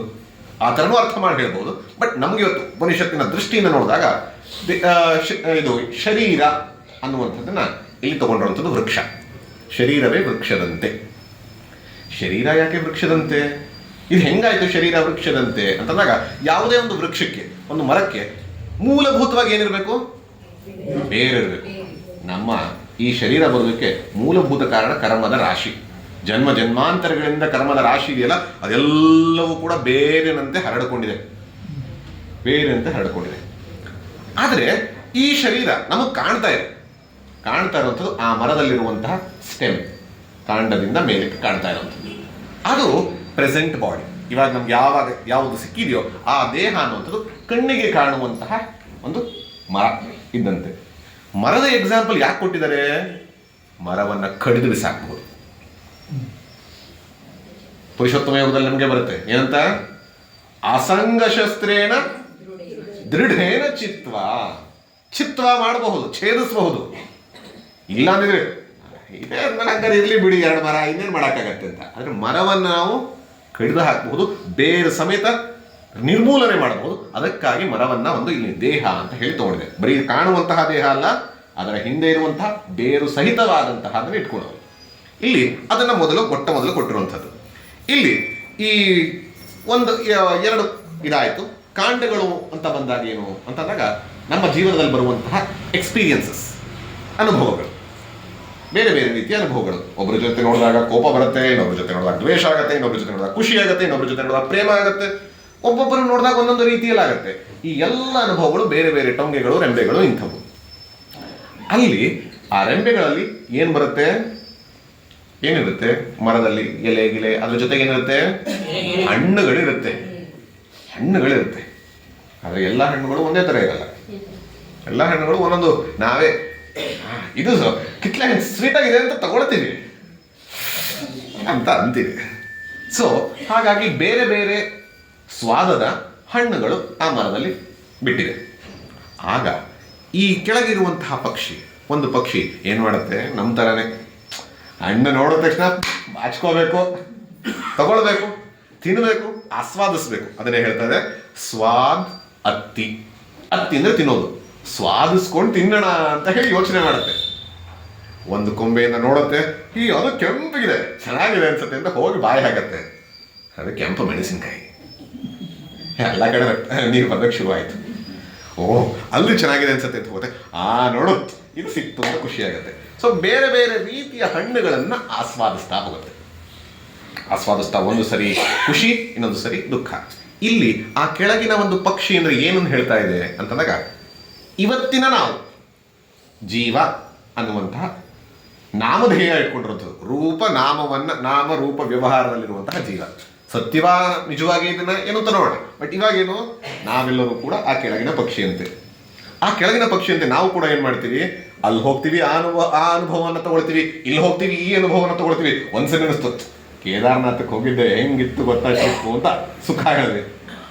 ಸರಿ ಹೋಗಿದ್ದೆ ತಿರುಪತಿಗೆ, 12 ಗಂಟೆ ಆದರೂ ದರ್ಶನ ಸಿಕ್ಕಿಲ್ಲ, ಎಷ್ಟು ಕೈಕಾಲು ನೋವು ಗೊತ್ತಾ ಅಂತ ಇನ್ನೊಂದ್ಸರಿ ಹೇಳ್ತೀವಿ. ಸೊ ಬೇರೆ ಬೇರೆ ರೀತಿಯ ಅನುಭವಗಳೆಲ್ಲವೂ ಕೂಡ ಇಲ್ಲಿ ಫಲವನ್ನು ಅನುಭವಿಸ್ತಾ ಇರುವಂಥದ್ದು. ಇದನ್ನೆಲ್ಲ ಅನುಭವಿಸ್ತಾ ಇದ್ದಾಗ ನಮ್ಗನ್ಸುತ್ತೆ, ಪ್ರಾಬ್ಲಮ್ ಏನು, ಜೀವನ ಅಂದ್ರೆ ಏನು? ನಾವೆಲ್ಲರೂ ಕೂಡ ಸುಖಾನ್ವೇಷಿಗಳೇ. ಸುಖ ಬೇಕೇ ಬೇಕು, ಸುಖ ಇಲ್ಲದಿದ್ರೆ ಇನ್ನೇನಕ್ಕೆ. ಹಾಗಾಗಿ ಅನ್ವೇಷಣೆ ಮಾಡಿ ಹೋಗ್ತಾ ಇದ್ದೀನಿ. ಇಲ್ಲಿ ಒಂದು ಹಣ್ಣು ತೊಗೊಳಕ್ಕೆ ಹೋಗ್ತೀನಿ, ಅಲ್ಲೊಂದ್ಸರಿ ಸಿಗುತ್ತೆ, ಒಂದ್ಸರಿ ಸಿಗಲ್ಲ ಬಿಡಿ ಅಂತ. If you are happy and contented, go ahead. Upanishad doesn't come ಎಲ್ಲರೂ ಬರಲೇಬೇಕು, ನೀವು ಇದನ್ನೇ ಮಾಡಬೇಕು ಅಂತಿಲ್ಲ. If you analyse what is the problem with the small bird ಅಥವಾ ಕೆಳಗಿರುವಂತಹ ಆ ಪಕ್ಷಿಗೆ ಏನು ಪ್ರಾಬ್ಲಮ್ಮು, ನಾವು ಕೂಡ ಅನ್ಸುತ್ತೆ ಏನು ಪ್ರಾಬ್ಲಮ್ಮು, ಆಯಿತು ಹೋಗ್ತೀವಿ ಹೊರಗಿನ ವಿಚಾರಕ್ಕೆ, ಹೊರಗಿನ ವಿಷಯವನ್ನು ತಗೊಳ್ತೀವಿ, ಏನು ಪ್ರಾಬ್ಲಮ್ಮು ಅಂತಂದಾಗ ಶಾಸ್ತ್ರಗಳು ಹೇಳುತ್ತೆ, 3 ಪ್ರಾಬ್ಲಮ್ನ ನೀನು ಯಾವಾಗ ಗುರುತಿಸ್ತೀಯೋ ಆಗ ನಿನಗೆ ಮುಂದಿನ ಒಂದು ವಿಚಾರ ಗೊತ್ತಾಗುತ್ತೆ. ಯಾವುದೇ ಒಂದು ವಿಷಯದಲ್ಲಿ ನೋಡಿದಾಗ, ಯಾವುದೇ ಒಂದು ವಿಷಯ ಸುಖವನ್ನು ತಗೊಂಡಾಗ, ಯಾವುದೇ ಒಂದು ಅನುಭವವನ್ನು ಪಡಿತಾ ಇದ್ದಾಗ 3 ವಿಚಾರವನ್ನು ಕ್ವೆಶ್ಚನ್ ಮಾಡ್ಕೊಂತ. ಮೊಟ್ಟ ಮೊದಲನೇದು ದುಃಖ ಮಿಶ್ರಿತತ್ವಂ. ಯಾವುದೇ ಒಂದು ಸುಖವೂ ಕೂಡ ಪರಿಪೂರ್ಣ ಸುಖವಾಗಿರದೆ ಅದರೊಂದಿಗೆ ದುಃಖ ಅನ್ನೋದು ಸೇರಿರುತ್ತೆ. ಗುಲಾಬಿ ಹೂವು ನೋಡಿದಾಗ ಹೇಗೆ ಮುಳ್ಳಿರುತ್ತೋ ಹಾಗೆ ದುಃಖ ಅನ್ನೋಂಥದ್ದು ಇಟ್ ಇಸ್ ಇನ್ಎವಿಟೇಬಲ್. ಇಲ್ಲ ಸರ್, ಇಲ್ಲ ನೋಡಿ, ನಿಮ್ಗೆ ಯಾವುದೇ ಒಂದು ಸುಖವನ್ನ, ಈಗ ಈ ಮನೆಯನ್ನ ಕಟ್ಟಬೇಕು ಅಂದ್ರೆ ಕಷ್ಟ ಆಗ್ಲಿಲ್ವಾ ಸರ್? ಅಯ್ಯೋ ಎಷ್ಟು ದುಡಿಬೇಕು, ಬರುವಂತ ಕಾರ್ಪೆಂಟರ್ ಸರಿ ಮಾಡ್ತಾರ, ಬರುವಂತ ಮೇಸ್ತ್ರಿ ಸರಿ ಮಾಡ್ತಾರ. ಆರ್ಜನೆಯ ಸಮಯದಲ್ಲಿ ದುಃಖ. ಈಗ ಮೇಂಟೈನ್ ಮಾಡಕ್ ಕಷ್ಟ ಆಗ್ತಿದೆಯಾ ಸರ್? ಮೇಂಟೆನೆನ್ಸ್ ಕಾರ್ ಮೇಂಟೆನೆನ್ಸ್ ಇಂಥದಕ್ಕೆ ಇನ್ನೂ ಚೆನ್ನಾಗಿ ಗೊತ್ತಾಗುತ್ತೆ. ಇನ್ನು ಹೇಳಬಾರ್ದು, ಹೆಂಡತಿ ಗಂಡನ ಹೆಂಡತಿನ ಮೇಂಟೈನ್ ಮಾಡೋದು ಹೆಂಗಿರುತ್ತೆ ಅಂತ ಯೋಚನೆ ಮಾಡಿ, ಹಾಗೇನೋ ಚೆನ್ನಾಗಿ ಅರ್ಥ ಆಗುತ್ತೆ. ಆರ್ಜನ ಸಮಯ ದುಃಖ, ರಕ್ಷಣ ಸಮಯ ದುಃಖ. ಸರ್ ಮನೆ ನಾಳೆ ಬಂದು BBMP ಅವರು ವಿಸ್ತಾರ ಮಾಡೋಕೆ ಕುಂತಾರೆ, ಮುರಿತಾರೆ ಸರ್, ಏನ್ ಮಾಡೋದು ಸರ್? ಪ್ರಾಣವೇ ಹೋದಂಗಾಗತ್ತೆ. ಅಂದ್ರೆ ಹೋಗುವಂತಹ ಸಂದರ್ಭದಲ್ಲೂ ಕೂಡ ದುಃಖ. ಅಂದ್ರೆ ಇದು ಬರೀ ಮನೆ ವಿಷಯಕ್ಕಲ್ಲ, ನೀವು ಯಾವುದೇ ತಗೊಳ್ಳಿ, ಸಣ್ಣದೊಂದು ಯಾವ್ದೊಂದು ಹೋಟ್ಲಿಗೆ ಹೋಗಿ ಊಟ ಮಾಡಬೇಕು ಅಂತ ಅನ್ಕೊಳ್ಳಿ, ಬಫೆ ಊಟ, ರಿಸೆಪ್ಷನ್ ಊಟ, ಹೋಗಬೇಕು, ದುಡ್ಡು ಖರ್ಚು ಮಾಡ್ಕೊಂಡು ಹೋಗ್ಬೇಕು, ಹೋದ್ಮೇಲೆ ಸ್ವಲ್ಪ ಗಿಫ್ಟ್ ಕೊಡಬೇಕು ಒಂಚೂರು ದುಡ್ಡು ಆಗುತ್ತೆ. ಹೋಗಿ ತಿನ್ನುವಾಗ ಎಲ್ಲ ಕಡೆ ನೀರು ಬರ್ತಾ ಇದ್ರು, ಆಗ್ಲೂ ಚೆನ್ನಾಗಿದೆ ಅಂತ ತಿಂತೀವಿ. ಆಮೇಲೆ ಬಂದು 2 ದಿನ ಬಾತ್ರೂಮಲ್ಲಿ ಕೂತ್ಕೋತೀವಿ. ಆಮೇಲೆ ಯಾಕಪ್ಪ ತಿಂದೆ ಅಂತ ಅನ್ಬೋದು. ಇದು ಪ್ರತಿಯೊಂದು ವಿಷಯದಲ್ಲೂ ಇರುವಂತಹ, ವಿಷಯ ವಸ್ತುವಲ್ಲಿರುವಂತಹ common. That is the first one, that is ಸುಖ ಅನ್ನುವಂಥದ್ದು ದುಃಖದ ಜೊತೆಯೇ ಬರುತ್ತೆ. ದುಃಖ ಮಿಶ್ರಿತತ್ವ, ಇದು ಮೊದಲನೇ ಪಾಯಿಂಟ್ ಆಯ್ತು. ಎರಡನೇದು ಅತೃಪ್ತಿಕರತ್ವಂ. ತೃಪ್ತಿ ಆಗತ್ತಾ? ಒಂದು ಜಾಮೂನ್ ಕೊಡಿ ಸರ್, ಆಯ್ತು ಕೊಡ್ತೀನಿ, ಮುಗೀತು, ಜೀವನ ಸಾಕ, ಒಂದು ತಿಂದ್ರೆ ಇಷ್ಟು ಚೆನ್ನಾಗಿ ಒಂದಕ್ಕೆ ನಿಲ್ಸಕ್ಕಾಗತ್ತಾ? ಇನ್ನೊಂದು, ಮತ್ತೊಂದು, ಅಥವಾ ಇದಿಲ್ಲ ಅಂದ್ರೆ ಇನ್ನೊಂದು. ಇದನ್ನ ಡಾಕ್ಟ್ರು ತಿನ್ನೋ ಹಾಗಿಲ್ಲ, ಆಯ್ತು ತಿನ್ಬಾರ್ದ, ಚಕ್ಲಿ ತಿನ್ಬೋದ, ಹೇಳಿ ತಿಂತೀನಿ ಅಂತಾನೆ. ಸೊ ಇದಲ್ಲದೆ ಇನ್ನೊಂದು, ಇಲ್ಲಲ್ಲದೆ ಇನ್ನೊಂದು. ತೃಪ್ತಿ ಅನ್ನೋದು, there is no full stop for sensual pleasures. ಎಷ್ಟೇ ಪಡೆದ್ರು ಇನ್ನೊಂದು ಬೇಕು. ಹೇಗೆ ಹವಿಸ್ಸಿಗೆ, ಅಗ್ನಿಗೆ ಹವಿಸ್ ಹಾಕದಂತೆ ಇನ್ನು ಧಗ ಉರಿಯತ್ತೆ ಹೊರತು ಕಡಿಮೆ ಆಗೋದೇ ಇಲ್ಲ. ಬಯಕೆಯನ್ನು ತೀರಿಸ್ಕೋತಾ ಬಯಕೆಯನ್ನು ತೀರಿಸ್ಕೊಂಡಿದ್ರೆ ಬಯಕೆ ಹೆಚ್ಚಾಯಿತು ಅಂತ. ಇದು ಎರಡನೇದು. ಮೂರನೇದು ಬಂಧಕತ್ವಂ. ಅಂದರೆ ಇದು ನನ್ನನ್ನು ಲಿಬರೇಟ್ ಮಾಡೋದಿಲ್ಲ, ಬಂಧಿಸುತ್ತೆ. It doesn't free me, it always enslaves me. ಯಾವ ರೀತಿ? ಹಿಂಗಿರ್ತೀನಿ ನಾನು ಅನ್ಕೊಂಡಿರ್ತೀನಿ, ಇವತ್ತಿನ ಯಾವುದೇ ಆಗಲಿ ಚಟ ಇರೋರು ನೋಡಿ, ಸಿಗರೇಟ್ ಚಟ ಇರೋರು, ಕುಡಿತಾ ಚಟ ಇರೋರು ಹೊಂದಿರ್ತಾರೆ. ಫಸ್ಟ್ ಟೈಮ್ ತಗೊಳ್ಳೋದು ನಾನು ಡಿಸೈಡ್ ಮಾಡಿದೆ, ಕುಡಿಬೇಕಾ ಬೇಡವಾ ಅಂತ. ನಾವು I am the master, this is the slave. 2 ದಿನ ಕುಡಿದೆ, 3 ದಿನ ಕುಡಿದೆ, 5ನೇ ದಿನ ಇದು ಬಂದು ನನ್ನ ಮುಂದೆ ಇಡ್ತು. ಇವಾಗ ಹೂ ಇಸ್ ದ ಮಾಸ್ಟರ್? ಅದು ನನ್ನನ್ನು ಕರೀತಾ ಇದೆ, ಅದು ನನ್ನನ್ನು ಎಳಿತಾ ಇದೆ. ನನಗೆ ಇಷ್ಟನೋ ಕಷ್ಟನೋ ಹೋಗ್ತೀನಿ, ತಗೋತೀನಿ. So I become the slave. This is called ಬಂಧಕತ್ವ.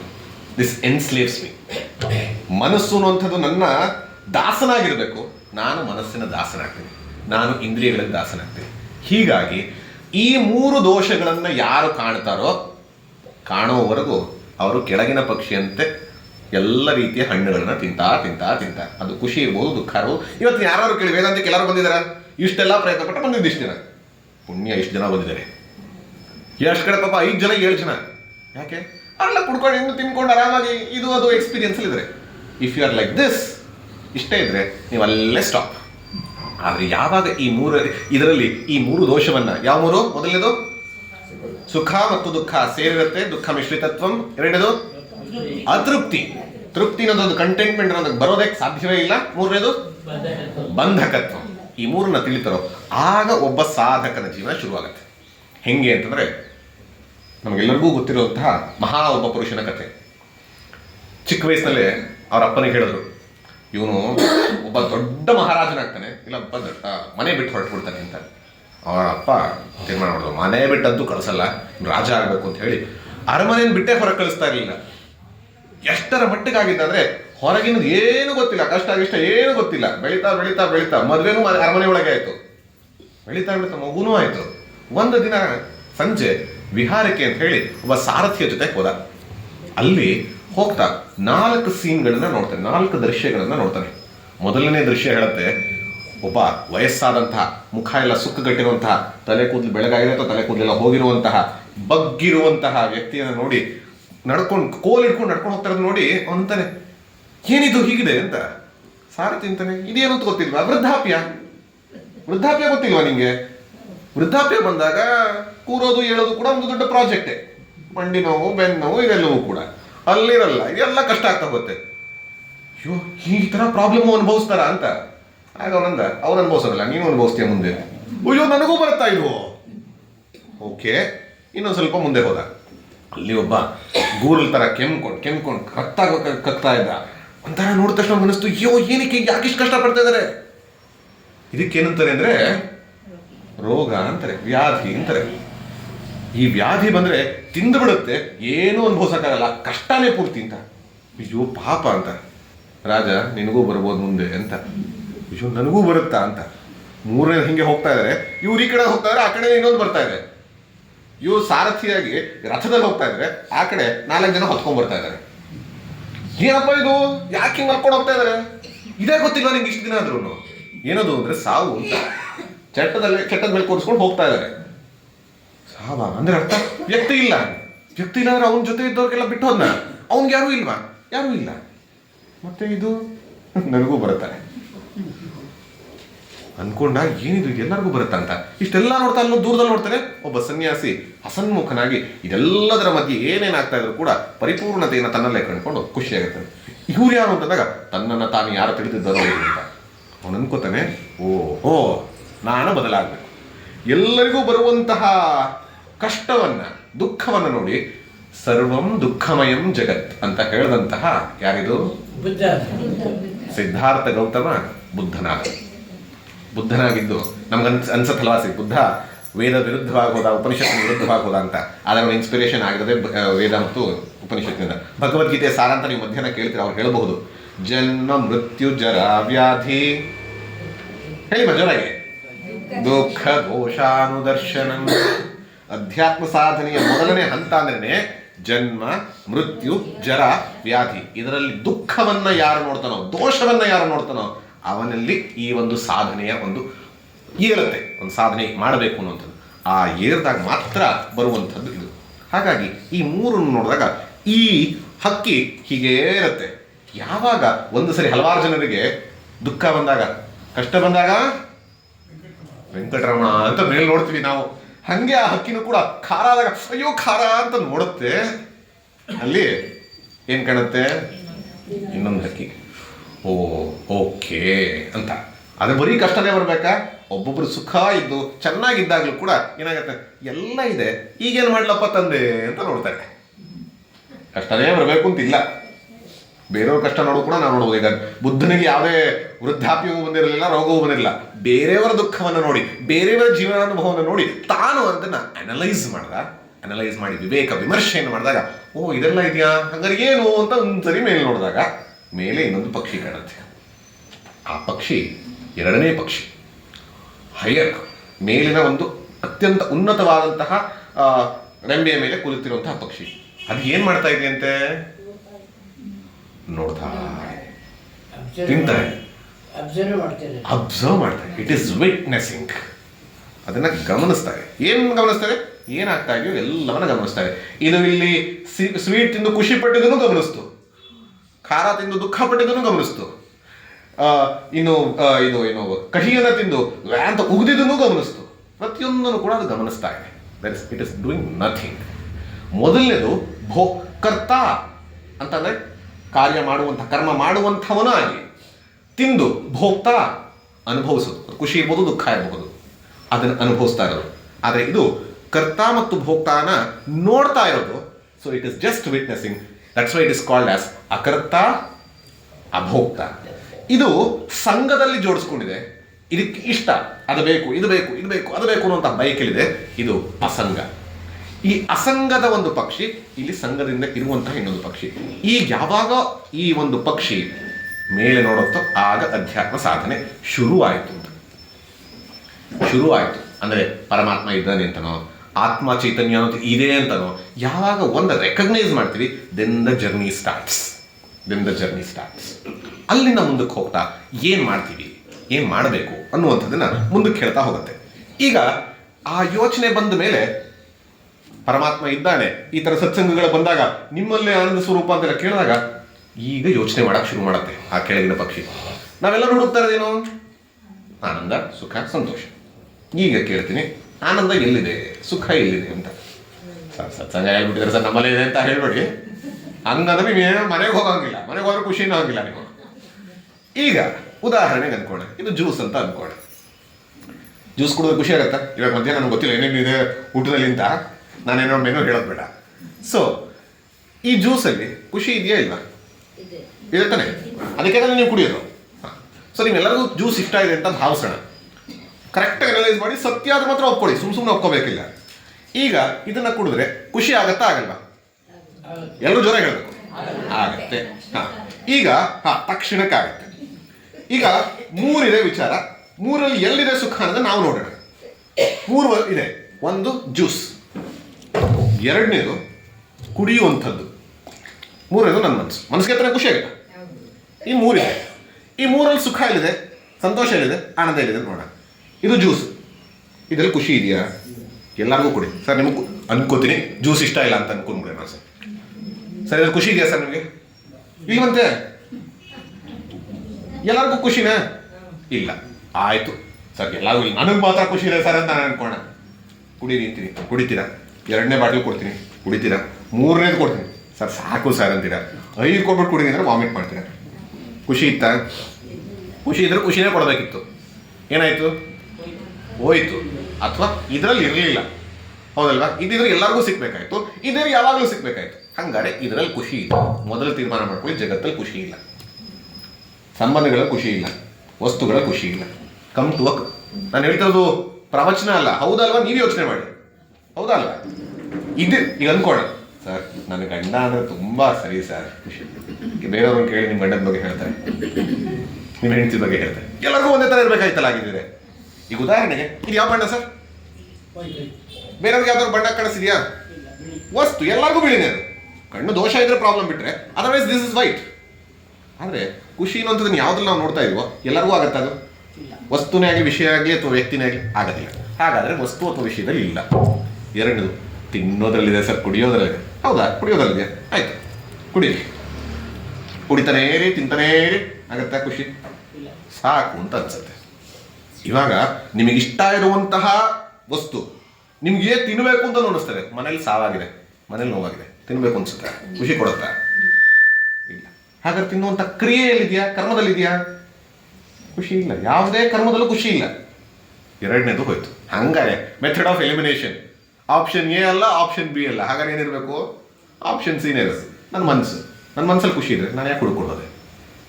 ಮನಸ್ಸಲ್ಲಿ ಖುಷಿನೇ ಇದು ಬಿಟ್ಟಿದ್ದಿದ್ರೆ ಹೋಗುವಂಥ ನೆಸೆಸಿಟಿನೇ ಇರಲಿಲ್ಲ. ಅಂದ್ರೂ ಹುಡ್ಕೊಂಡು ಹೋಯ್ತಲ್ಲ, ನಂಗೆ ಬೇಕು, ನಂಗೆ ಇನ್ನೊಂದು ಬೇಕು, ಮತ್ತೊಂದು ಬೇಕು ಅಂತ ಹೋಯ್ತಲ್ಲ. ಅಂದ್ರೆ ಅರ್ಥ ಮನಸ್ಸಿನಲ್ಲಿ ಸದಾ ಖುಷಿ ಇಲ್ಲ. ಹಂಗಾರೆ ಈ ಮೂರೂ ಅಲ್ಲದಿದ್ದರೆ ಖುಷಿ ಅನುಭವ ಆಗ್ತಿದೆಯೋ ಇಲ್ಲೋ? ಆಗ್ತೀವಿ. ಈ ಖುಷಿ ಆಯ್ತಾ ಇಲ್ಲ ಅಂತ ಗೊತ್ತಾಗಿಲ್ಲ. ಖುಷಿ ಆಗಿದೆಯಲ್ಲ ಜೀವನ ಒಂದ್ಸಲ. ವಸ್ತುಲಿಲ್ಲ, ಕ್ರಿಯೆಯಲ್ಲಿಲ್ಲ, ಮನಸ್ಸಲ್ಲಿಲ್ಲ. ಹಾಗಾದ್ರೆ ಎಲ್ಲಿರಬೇಕು? ನನ್ನಲ್ಲೇ ಇರಬೇಕು. ಅನುಭವ ಅಂತೂ ಆಗ್ತದೆ. ಈ ಹೊರಗಿನ ವಸ್ತುವಲ್ಲಿಲ್ಲ, ಕರ್ಮದಲ್ಲಿಲ್ಲ, ಒಳಗಿನ ಸಾಧನ ಇನ್ಸ್ಟ್ರೂಮೆಂಟಲ್ಲೂ ಇಲ್ಲ. ಅಂದ್ರೆ ಅರ್ಥ ನನ್ನಲ್ಲೇ ಇರಬೇಕು. ಇದು matter of understanding. It is not a matter of belief, it is a matter of understanding. ಹೀಗೆ ಮಾಡಿದಾಗ ಓಕೆ. ಅಂದರೆ ಉಪನಿಷತ್ತುಗಳು ಏನೋ ನಿನ್ನ ಆನಂದ ಸ್ವರೂಪ ಅಂತ ಹೇಳತ್ತಲ್ಲ, ಯಾಕೆ ಹೇಳ್ತಾ ಇದೆ? ಆನಂದ ಹೊರಗಿಲ್ಲ, ಆನಂದ ಕರ್ಮದಲ್ಲಿಲ್ಲ, ಆನಂದ ಅನ್ನುವಂಥದ್ದು ನಿನ್ನ ಕರಣದಲ್ಲಿಲ್ಲ, ಆನಂದದ ಬುಗ್ಗೆಯೇ ನೀನಾಗಿದ್ದೀಯ. ಯಾವಾಗ ನೀ ಆನಂದದ ಬುಗ್ಗೆಯನ್ನು ಪಡಿತೀಯೋ ಆಗ ಆ ಮೇಲಿಂದಿತ್ತಲ್ಲ, ಮೇಲಿನ ಪಕ್ಷಿ ಏನು ಮಾಡ್ತಿತ್ತು? Just witnessing. ಅದು ತಿನ್ಲಿಲ್ಲ, ಅದು ಹೋಗಲ್ಲಿಂದ ಇಲ್ಲಿಂದ ಮಾಡಲಿಲ್ಲ, ಅದು ಏನನ್ನ ಮಾಡ್ತಿದ್ರು ಕೂಡ ಇಟ್ ವಾಸ್ ಜಸ್ಟ್ ವಿಟ್ನೆಸಿಂಗ್. ಅಂದ್ರೆ ತಿನ್ನೋದು ಅಕರ್ತ, ಅಭೋಕ್ತ, ಅಸಂಗನಾಗಿ ತನ್ನಲ್ಲಿ ತಾನು ಪರಿಪೂರ್ಣತೆಯನ್ನು ಕಂಡುಕೊಳ್ಳೋದು. ಯಾವ ಹಂಗಂತ ಸರ್ ಆತ್ಮಜ್ಞಾನ ಆದ್ಮೇಲೆ ಹಂಗ ನಾನು ಊಟ ತಿಂಡಿ ಮಾಡೋಂಗಿಲ್ವಾ? ಅದನ್ನ ಮಾಡ್ಕೊಂಡು ಏನನ್ನು ಬೇಕಾದ್ರೂ ಮಾಡೋದು. ಜೀವನ್ ಮುಕ್ತರ ಬಗ್ಗೆ ಅವ್ರು ಸ್ಟಾರ್ಟಿಂಗ್ ಹೇಳ್ತಾರೆ. ಜೀವನ್ ಮುಕ್ತರು ಅಂದ್ರೆ ಅರ್ಥ ಏನು? ಆ ಸತ್ಯವನ್ನು ತಿಳಿದು ನೀವು ಏನನ್ನು ಬೇಕಾದ್ರೂ ಅನುಭವಿಸ್ಬೋದು. ಕಣ್ಣು ಮುಚ್ಕೊಂಡೇ ಕೂತ್ಕೋಬೇಕು ಅಂತಿಲ್ಲ. ಶಬ್ದಗಳು ನಿಶ್ಶಬ್ದದಂತೆ. ಮೌನವಾಗಿರೋದು ಒಂದು, ಮಾತಾಡ್ತಾ ಮೌನವನ್ನು ಒಳಗೆ ಕಂಡುಕೊಳ್ಳೋದು ಇನ್ನೊಂದು. ಈಗ ನಿಮ್ಮ ಕೈಯಲ್ಲಿ ಒಬ್ಬರ ಕೈಯಲ್ಲಿ ಬಳೆ ಇದೆ, ಇನ್ನೊಬ್ಬರ ಕತ್ತಲ್ಲಿ ಚೈನ್ ಇದೆ, ಎಲ್ಲರಲ್ಲೂ ಒಬ್ಬೊಬ್ಬರು ಒಂದು ಬೇರೆ ಬೇರೆ ಬ್ಯಾಂಗಲ್ ಅಥವಾ ಆರ್ನಮೆಂಟ್ಸ್ ಇದೆ, ಆಭರಣಗಳಿದೆ. ನೋಡ್ತಾ ಇದ್ದ ಬೇರೆ ಬೇರೆ, ಆದರೆ ನಿಮ್ಗೆ ಗೊತ್ತಿದೆ ಅಂತ ಇಲ್ಲಾಂದ್ರು ಸರ್ ಇದು ನನ್ನ ತಾಯಿ ಮನೆ ಕೊಟ್ಟಂತ ತಾಳಿ ಎಷ್ಟು ಪ್ರಿಯವಾಗಿರುತ್ತೆ ಹೇಳಿ. ಆ ಚಿನ್ನದ ಅಂಗಡಿಯವ್ರಿಗೆ ಹೋಗಿ ಹೇಳಿ ಏನಂತಾರೆ, ಮೇಡಮ್ ಚಿನ್ನ ಮೇಡಮ್ ಕೊಡಿ ಮೇಡಮ್, ನೀವು ಕಾಲಿಂದ ಕೊಟ್ಟರು ಒಂದೇ, ತಲೆದು ಕೊಟ್ಟರು ಒಂದೇ, ನನಗೆ ಒಂದೇ. ಏನದು? ಅವರು ಚಿನ್ನದ ಜ್ಞಾನಿ. ನಾವು ಕೂಡ ಇಲ್ಲಿ ಆತ್ಮದ ಜ್ಞಾನಿ ಆದರೆ, ಸರ್ವವನ್ನೂ ತಿಳಿಯುವಂತಹ ಆತ್ಮದ ಜ್ಞಾನಿ ಆದರೆ ಎಲ್ಲ ವ್ಯವಹಾರ ಮಾಡ್ತೀನಿ. ಹಾಗಂತ ಈಗ ನೀವು ಆ ಚಿನ್ನದ ಅಂಗಡಿಯವ್ರಿಗೆ ಹೋದ್ರೆ ಅವನು ಗೊತ್ತಿಲ್ವಾ ಯಾವುದು ಓಲೆ, ಯಾವ್ದು ಸರ, ಯಾವುದು ಅಂದ್ರೆ ಗೊತ್ತಿಲ್ವಾ? ಎಲ್ಲವನ್ನೂ ನೋಡ್ತಾ ಇದ್ದಾನೆ, ಆದರೆ ಅದರ ಮಧ್ಯದಲ್ಲೇ ಇದ್ದು ಸತ್ಯವನ್ನ ತಿಳಿದಿದ್ದಾನೆ. ಏನು ಅಂತ? ಚಿನ್ನ. ಹಾಗೆ ಜೀವನ್ಮುಕ್ತ ಏನು ಅಂತಂದಾಗ ಈ ಒಂದು ವಿಚಾರವನ್ನ, ಜಗತ್ತಿನಲ್ಲಿರುವಂತ ಅನಿತ್ಯತೆಯನ್ನ ತಿಳಿದಿದ್ದಾನೆ, ಜಗತ್ತನ್ನ ನೋಡ್ತಾ ಇದ್ದಾನೆ, ಜಗತ್ತಲ್ಲಿ ವ್ಯವಹರಿಸ್ತಾ ಇದ್ದಾನೆ, ಅದರಲ್ಲೇ ವ್ಯವಹರಿಸ್ತಾನೆ, ಸತ್ಯವನ್ನ ತಿಳಿದಿದ್ದಾನೆ. ದಟ್ ಇಸ್ ಕಾಲ್ಡ್ ಜೀವನ್ಮುಕ್ತಿ. ಈ ಎರಡನೇ ಪಕ್ಷಿ ಕೆಳಗಿದ್ದಂತಹ ಪಕ್ಷಿ ಯಾಕೆ ಪ್ರಾಬ್ಲಮ್ ಆಯಿತು ಅದನ್ನೇ ಅಲ್ಲೇ ಮಂತ್ರ ಹೇಳುತ್ತೆ, ಅನೀಶಯ ಶೋಚತಿ ಮುಹ್ಯಮಾನಃ, ದುಃಖಕ್ಕೆ ಒಳಗಾಗತ್ತೆ. ಯಾಕೆಂದ್ರೆ ಮುಹ್ಯಮಾನಃ, ಮೋಹದಿಂದ. ಮೋಹ ಅಂತಂದ್ರೆ ನಾವು ಹಲವಾರು ಸರಿ ಮೋಹ ಅಂದ್ರೆ ಅಟ್ಯಾಚ್ಮೆಂಟ್ ಅಂತ ಅನ್ಕೋತೀವಿ, ಅದು ಮೋಹದ ಪ್ರಾಡಕ್ಟ್. ಮೋಹ ಅಂತಂದ್ರೆ ಸತ್ಯ ಗೊತ್ತಿಲ್ಲದಲ್ಲ ಇರೋದು, ಮಿಸ್ಟೇಕ್. ಅವ್ರು ಹೇಳಿದಾಗಲೇ ಐಡೆಂಟಿಟಿ ಅಂತ ಉಪಯೋಗಿಸ್ತಾ ಇದ್ರು ಪದವನ್ನ. ನನ್ನನ್ನು ನಾನು ಯಾರು ಅಂತ ಐಡೆಂಟಿಫೈ ಮಾಡ್ಕೊತೀನಿ ಇವತ್ತು ಅಂತ ಕೇಳಿದ್ರೆ, ನಾನು ಗಂಡು, ನಾನು ಹೆಣ್ಣು, ನಾನು ವಯಸ್ಸಾದವರು, ನಾನು ಚಿಕ್ಕ ವಯಸ್ಸವನು, ನಾನು ಭಾರತೀಯ, ನಾನು ವಿದೇಶಿ, ಈ ರೀತಿ ಬೇರೆ ಬೇರೆ ಬೇರೆ ಬೇರೆ ಹೇಳ್ತಾ ಹೋಗ್ತೀವಲ್ಲ. All these are nothing but identities. ಈ ಐಡೆಂಟಿಟಿಯನ್ನು ನಾನು ಅಂತ ಗೊತ್ತು ಮಾಡ್ಕೊಂಡಿರೋದ್ರಿಂದ ಪ್ರಾಬ್ಲಮ್. ಇವಾಗ ಯೋಚನೆ ಮಾಡಿ, ಇವತ್ತು ಮಧ್ಯಾಹ್ನ ಅವರು ದೃಶ್ಯಾವಳಿಯನ್ನು ತೋರಿಸ್ತಾರೆ. ಅದ್ರ ಬದಲು ಇವತ್ತು ಅಂದ್ಕೊಳ್ಳಿ, ಅವ್ರು ದೃಶ್ಯಾವಳಿ ಬದಲು ಅವ್ರನ್ನ ಡ್ರಾಮಾ ಮಾಡ್ತಿದ್ರು ಅಂತ ಅಂದ್ಕೊಳ್ಳಿ. ನೀವು ಡ್ರಾಮಾ ಮಾಡ್ತಾ ಇದ್ದೀರಿ. ಡ್ರಾಮಾದಲ್ಲಿ ಅವರು ಏನು ಪಾರ್ಟ್ ಅಂತಂದ್ರೆ ಭಿಕ್ಷುಕನ ಪಾರ್ಟ್. ಭಿಕ್ಷುಕನ ಪಾರ್ಟ್ನ ಹೆಂಗೆ ಅಂದರೆ ಎಷ್ಟು ಚೆನ್ನಾಗಿ ಮಾಡಿದ್ರೆ ನೀವೆಲ್ಲರೂ ಚಪ್ಪಾಳೆ ತರ್ತಾ ಇದ್ದೀರಾ, ಅವರು ಎಷ್ಟು ಮಟ್ಟಿಗೆ ಪರಕಾಯ ಪ್ರವೇಶವೇ ಆಗಕ್ಕೆ ಹೋಗಿ ಭಿಕ್ಷೆ ಬೇಡ್ತಾ ಇದ್ದಾರೆ. ಆ ಬೇಡ್ತಾ ಇರುವಾಗ ನಿಜವಾಗ್ಲೂ ಅವ್ರ ಮನಸ್ಸಿನಲ್ಲಿ ದುಃಖ ಇದ್ದು, ಅಯ್ಯೋ ಭಿಕ್ಷೆ ಏನೇ ಮಾಡ್ತಾ ಇದ್ದೀನಿ ಅಂತ ಅವ್ರ ಮನಸ್ಸಲ್ಲಿದ್ರೆ ಅವ್ರ ಪ್ರಾಬ್ಲಮ್ ಅಥವಾ ನಿಜಾನೇ? ಪ್ರಾಬ್ಲಮ್. ಯಾಕಂದ್ರೆ ಭಿಕ್ಷುಕರಲ್ಲ, ಬೇಕಾದಷ್ಟು ಜನರಿಗೆ ಚೆನ್ನಾಗಿ ಇಟ್ಕೊಳ್ಳೋಂಥ ದೊಡ್ಡ ಮನೆ ಮಾಡ್ಕೊಂಡಿದ್ದಾರೆ, ಭಿಕ್ಷೆ ಬೇಡದ. ಆದರೆ he is identifying himself with the role.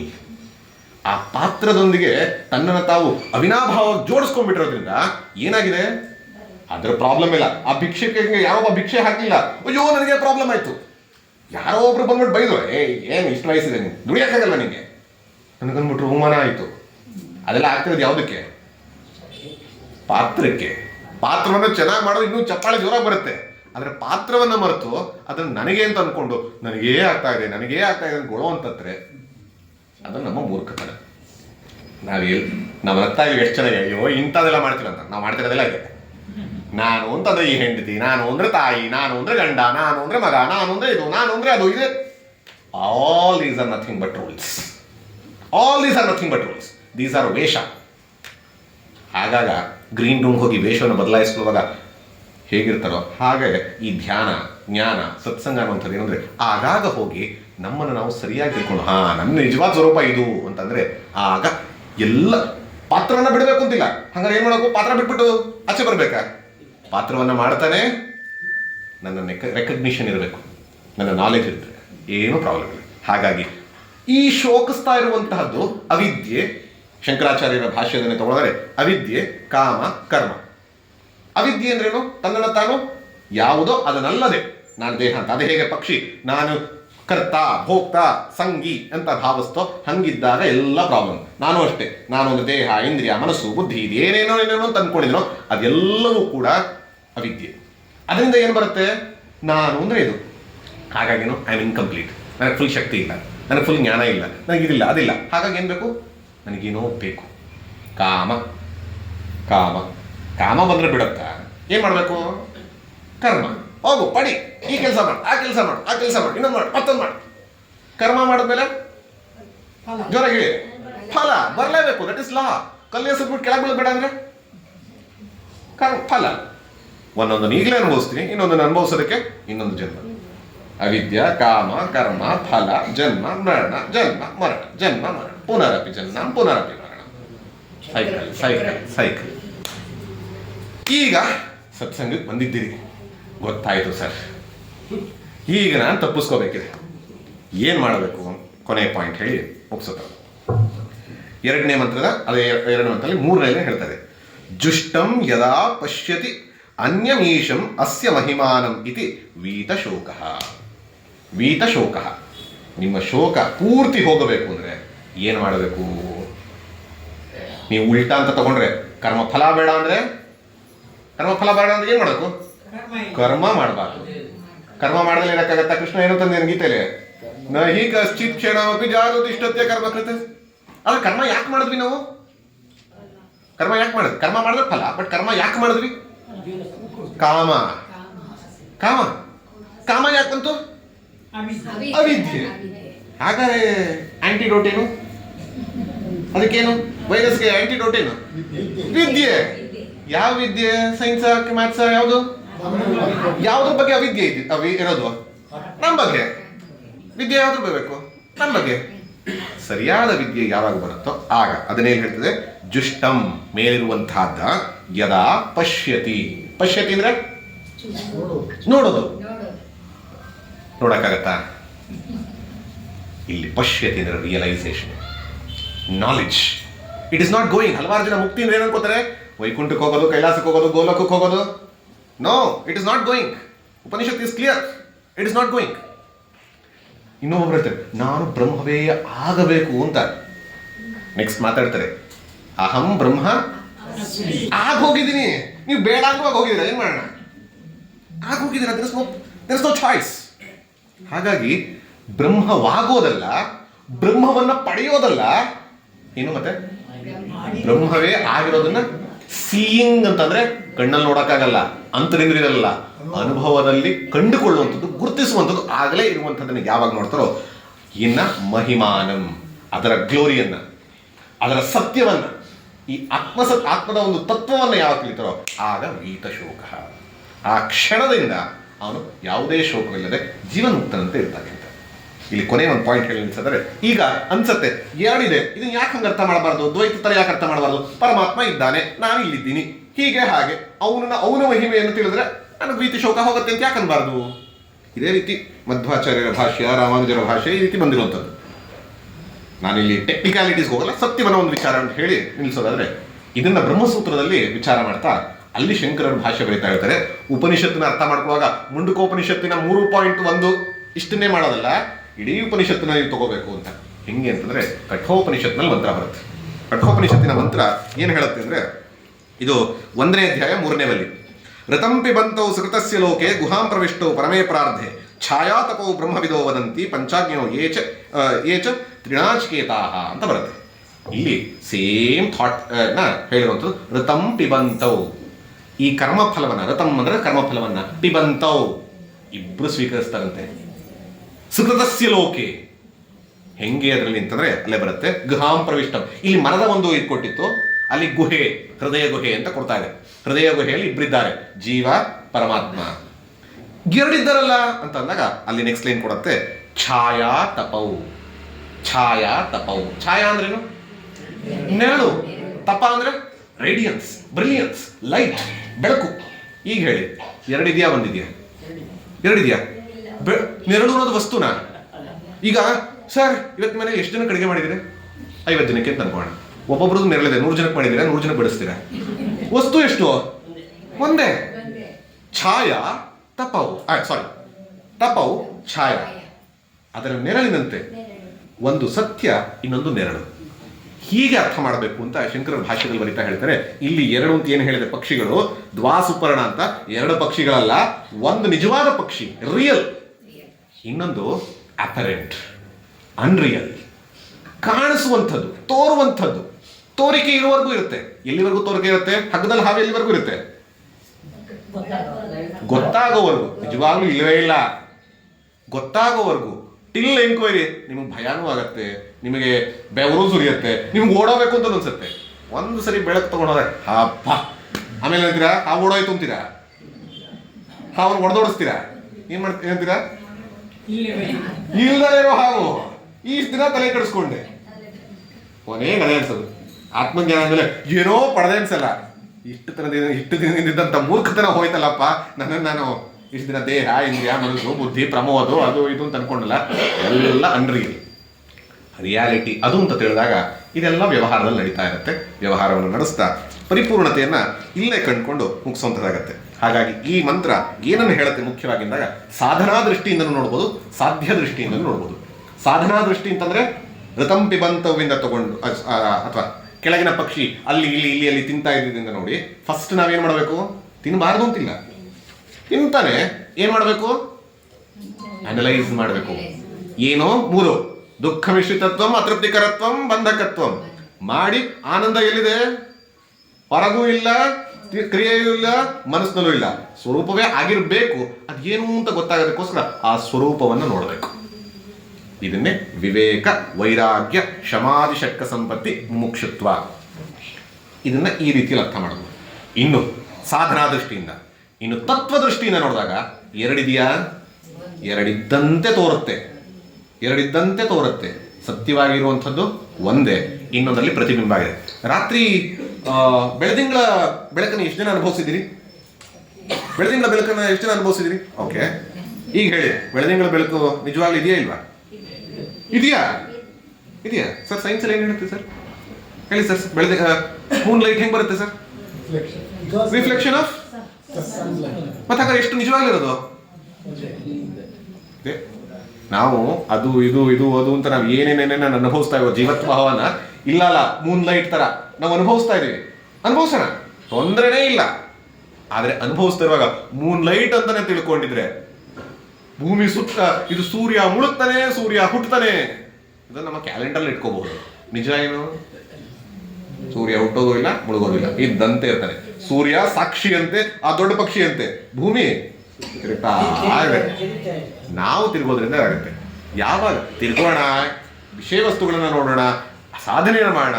ಆದ್ರೆ ಸತ್ಯವನ್ನ ತಿಳಿದಾಗ Moon light is nothing but sunlight. It is only one light and that light. ನೀವೆಲ್ಲ ಜ್ಯೋತಿ ಪೂಜೆಯನ್ನ ಮಾಡ್ತೀವಿ.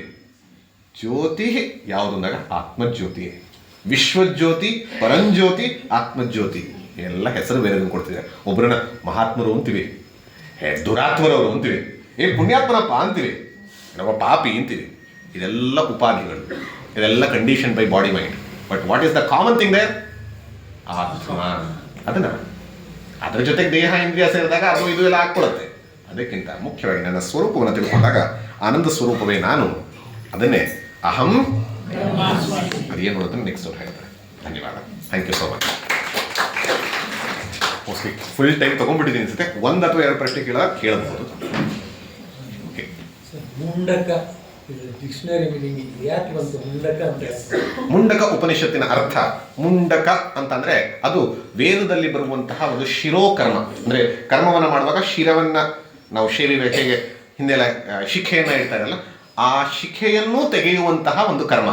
ಅಂದ್ರೆ ಇದು ಸನ್ಯಾಸಿಗಳಿಗಾಗಿ ಮೀಸಲಿಟ್ಟಂತಹ ಒಂದು ಉಪನಿಷತ್ತು. ಹಾಗಾಗಿ ಇದು ಮುಂಡಕ. ಅಂದ್ರೆ ಯಾರು ಆ ಮುಂಡನೆಯನ್ನ ಮಾಡಿ ಬಂದಿದ್ದಾರೋ ಅಂಥವ್ರಿಗೆ ಅಂತ. ನಿಮ್ಗೆಲ್ಲ ಅನಿಸ್ತದೆ, ಸರ್ ನಮಗೂ ಹೇಳಿದ್ರೆ ಬರ್ತಾನೆ ಇರಲಿಲ್ಲ ಅಂತ. ಅದಕ್ಕೆ ಕೃಷ್ಣ ಅದನ್ನು ಸುಲಭ ಮಾಡ್ದ. ಎಲ್ರೂ ನಿಜವಾದ ಸನ್ಯಾಸ ಮಾಡಬೇಕು ಅಂತಿಲ್ಲ, ಮಾನಸ ಸನ್ಯಾಸ ಮಾಡಲೇಬೇಕು. ಇಲ್ಲಾಂದ್ರೆ ಇದೆಲ್ಲವೂ ಕಾಲಕ್ಷೇಪ ಆಗತ್ತೆ, ಒಳ್ಳೆ ಟೈಮ್ ಪಾಸ್ ಆಗತ್ತೆ, ಪುಣ್ಯ ಬರುತ್ತೆ. ಆತ್ಮಜ್ಞಾನ ಬೇಕು ಅಂದ್ರೆ ಮಾನಸಿಕ ಸನ್ಯಾಸ ಕಂಪಲ್ಸರಿ. ರಾಜ ಜನಕನಾಗಿದ್ರು ಕೂಡ ಅವನಲ್ಲಿ ಮಾನಸಿಕ ಸನ್ಯಾಸ. ಕೃಷ್ಣ ಮಹಾಗೃಹಸ್ಥ, ಮಾನಸಿಕ ಸನ್ಯಾಸ. ಹಾಗೆ ನಾವು ಕೂಡ ಸನ್ಯಾಸವನ್ನ ಮಾನಸಿಕವಾಗಿ ಮಾಡಿದ್ರೆ that is more than enough. ಅಲ್ಲಿ ಕರ್ಮದ ದೃಷ್ಟಿ, ಯಾಕೆಂದ್ರೆ ಇದೆಲ್ಲವೂ ಕೂಡ ವೈದಿಕ ಸಾಹಿತ್ಯದಲ್ಲಿ ಇದೆಲ್ಲವೂ ಸಂಹಿತೆ, ಬ್ರಾಹ್ಮಣ, ಆರಣ್ಯಕ, ಆಮೇಲೆ ಉಪನಿಷತ್ ಬರೋದ್ರಿಂದ ಆ ಒಂದು ಟೆಕ್ನಿಕಲ್ ಟರ್ಮ್ಸ್ಗಳನ್ನ ಇಟ್ಕೊಂಡು ಹೋಗೋದ್ರಿಂದ ಮುಂಡಕ ಅಂತ ಬಂದಿದೆ ಅಷ್ಟೇ.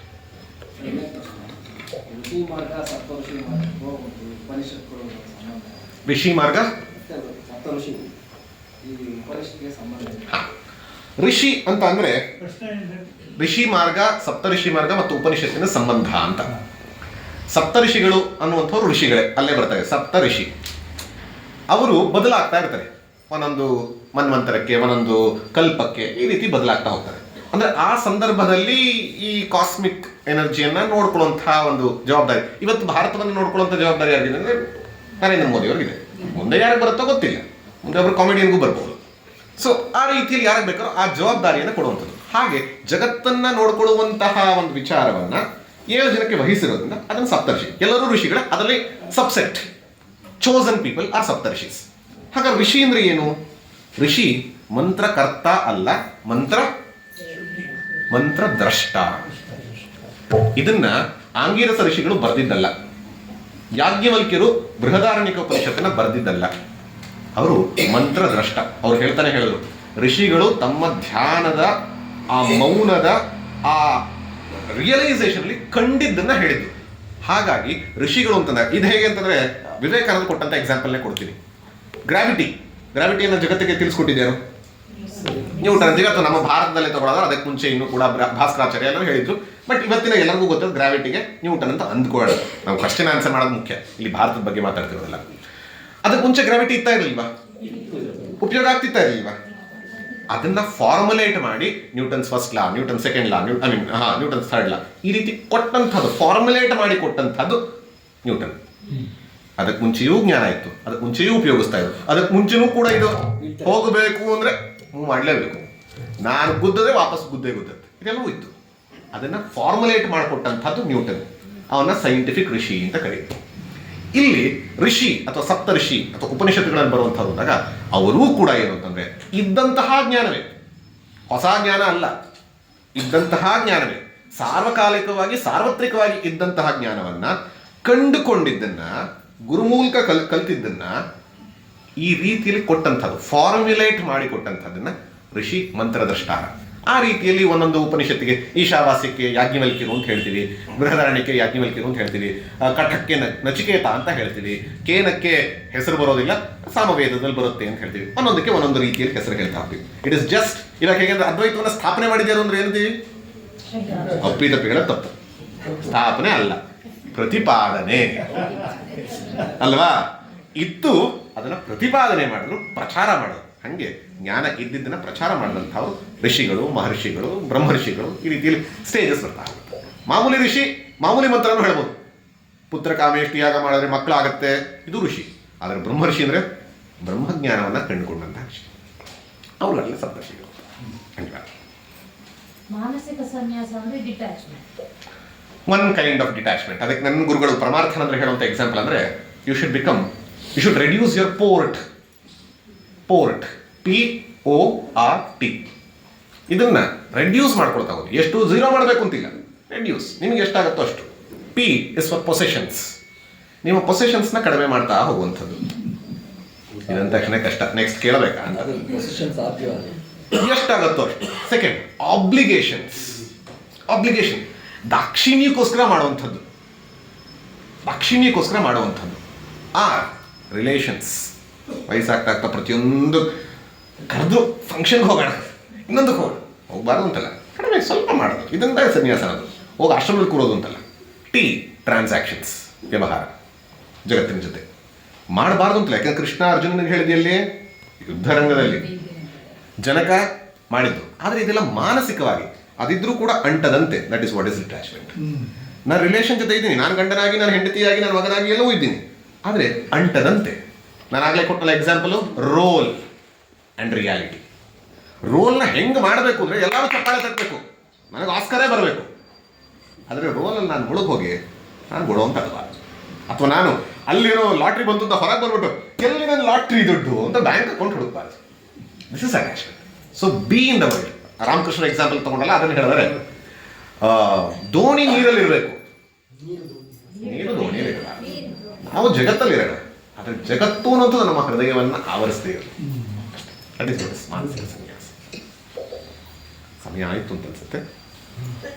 ಈ ಒಂದು ಅವಕಾಶವನ್ನು, ಈ ಒಂದು ಸತ್ಸಂಗದಲ್ಲಿ ಇಷ್ಟು ಒಳ್ಳೆಯ ಸೀರಿಯಸ್ ಶ್ರೋತೃಗಳು, ಸೀರಿಯಸ್ ಸಾಧಕರು, ಇಂಥವರ ಮಧ್ಯದಲ್ಲಿ ನನಗೂ ಒಂದು ಹಂಚಿಕೊಳ್ಳುವಂತಹ ಅವಕಾಶ ಸಿಕ್ಕಿದ್ದಕ್ಕೆ ನಾನು ಧನ್ಯವಾದಗಳನ್ನು ಹೇಳ್ತೀನಿ.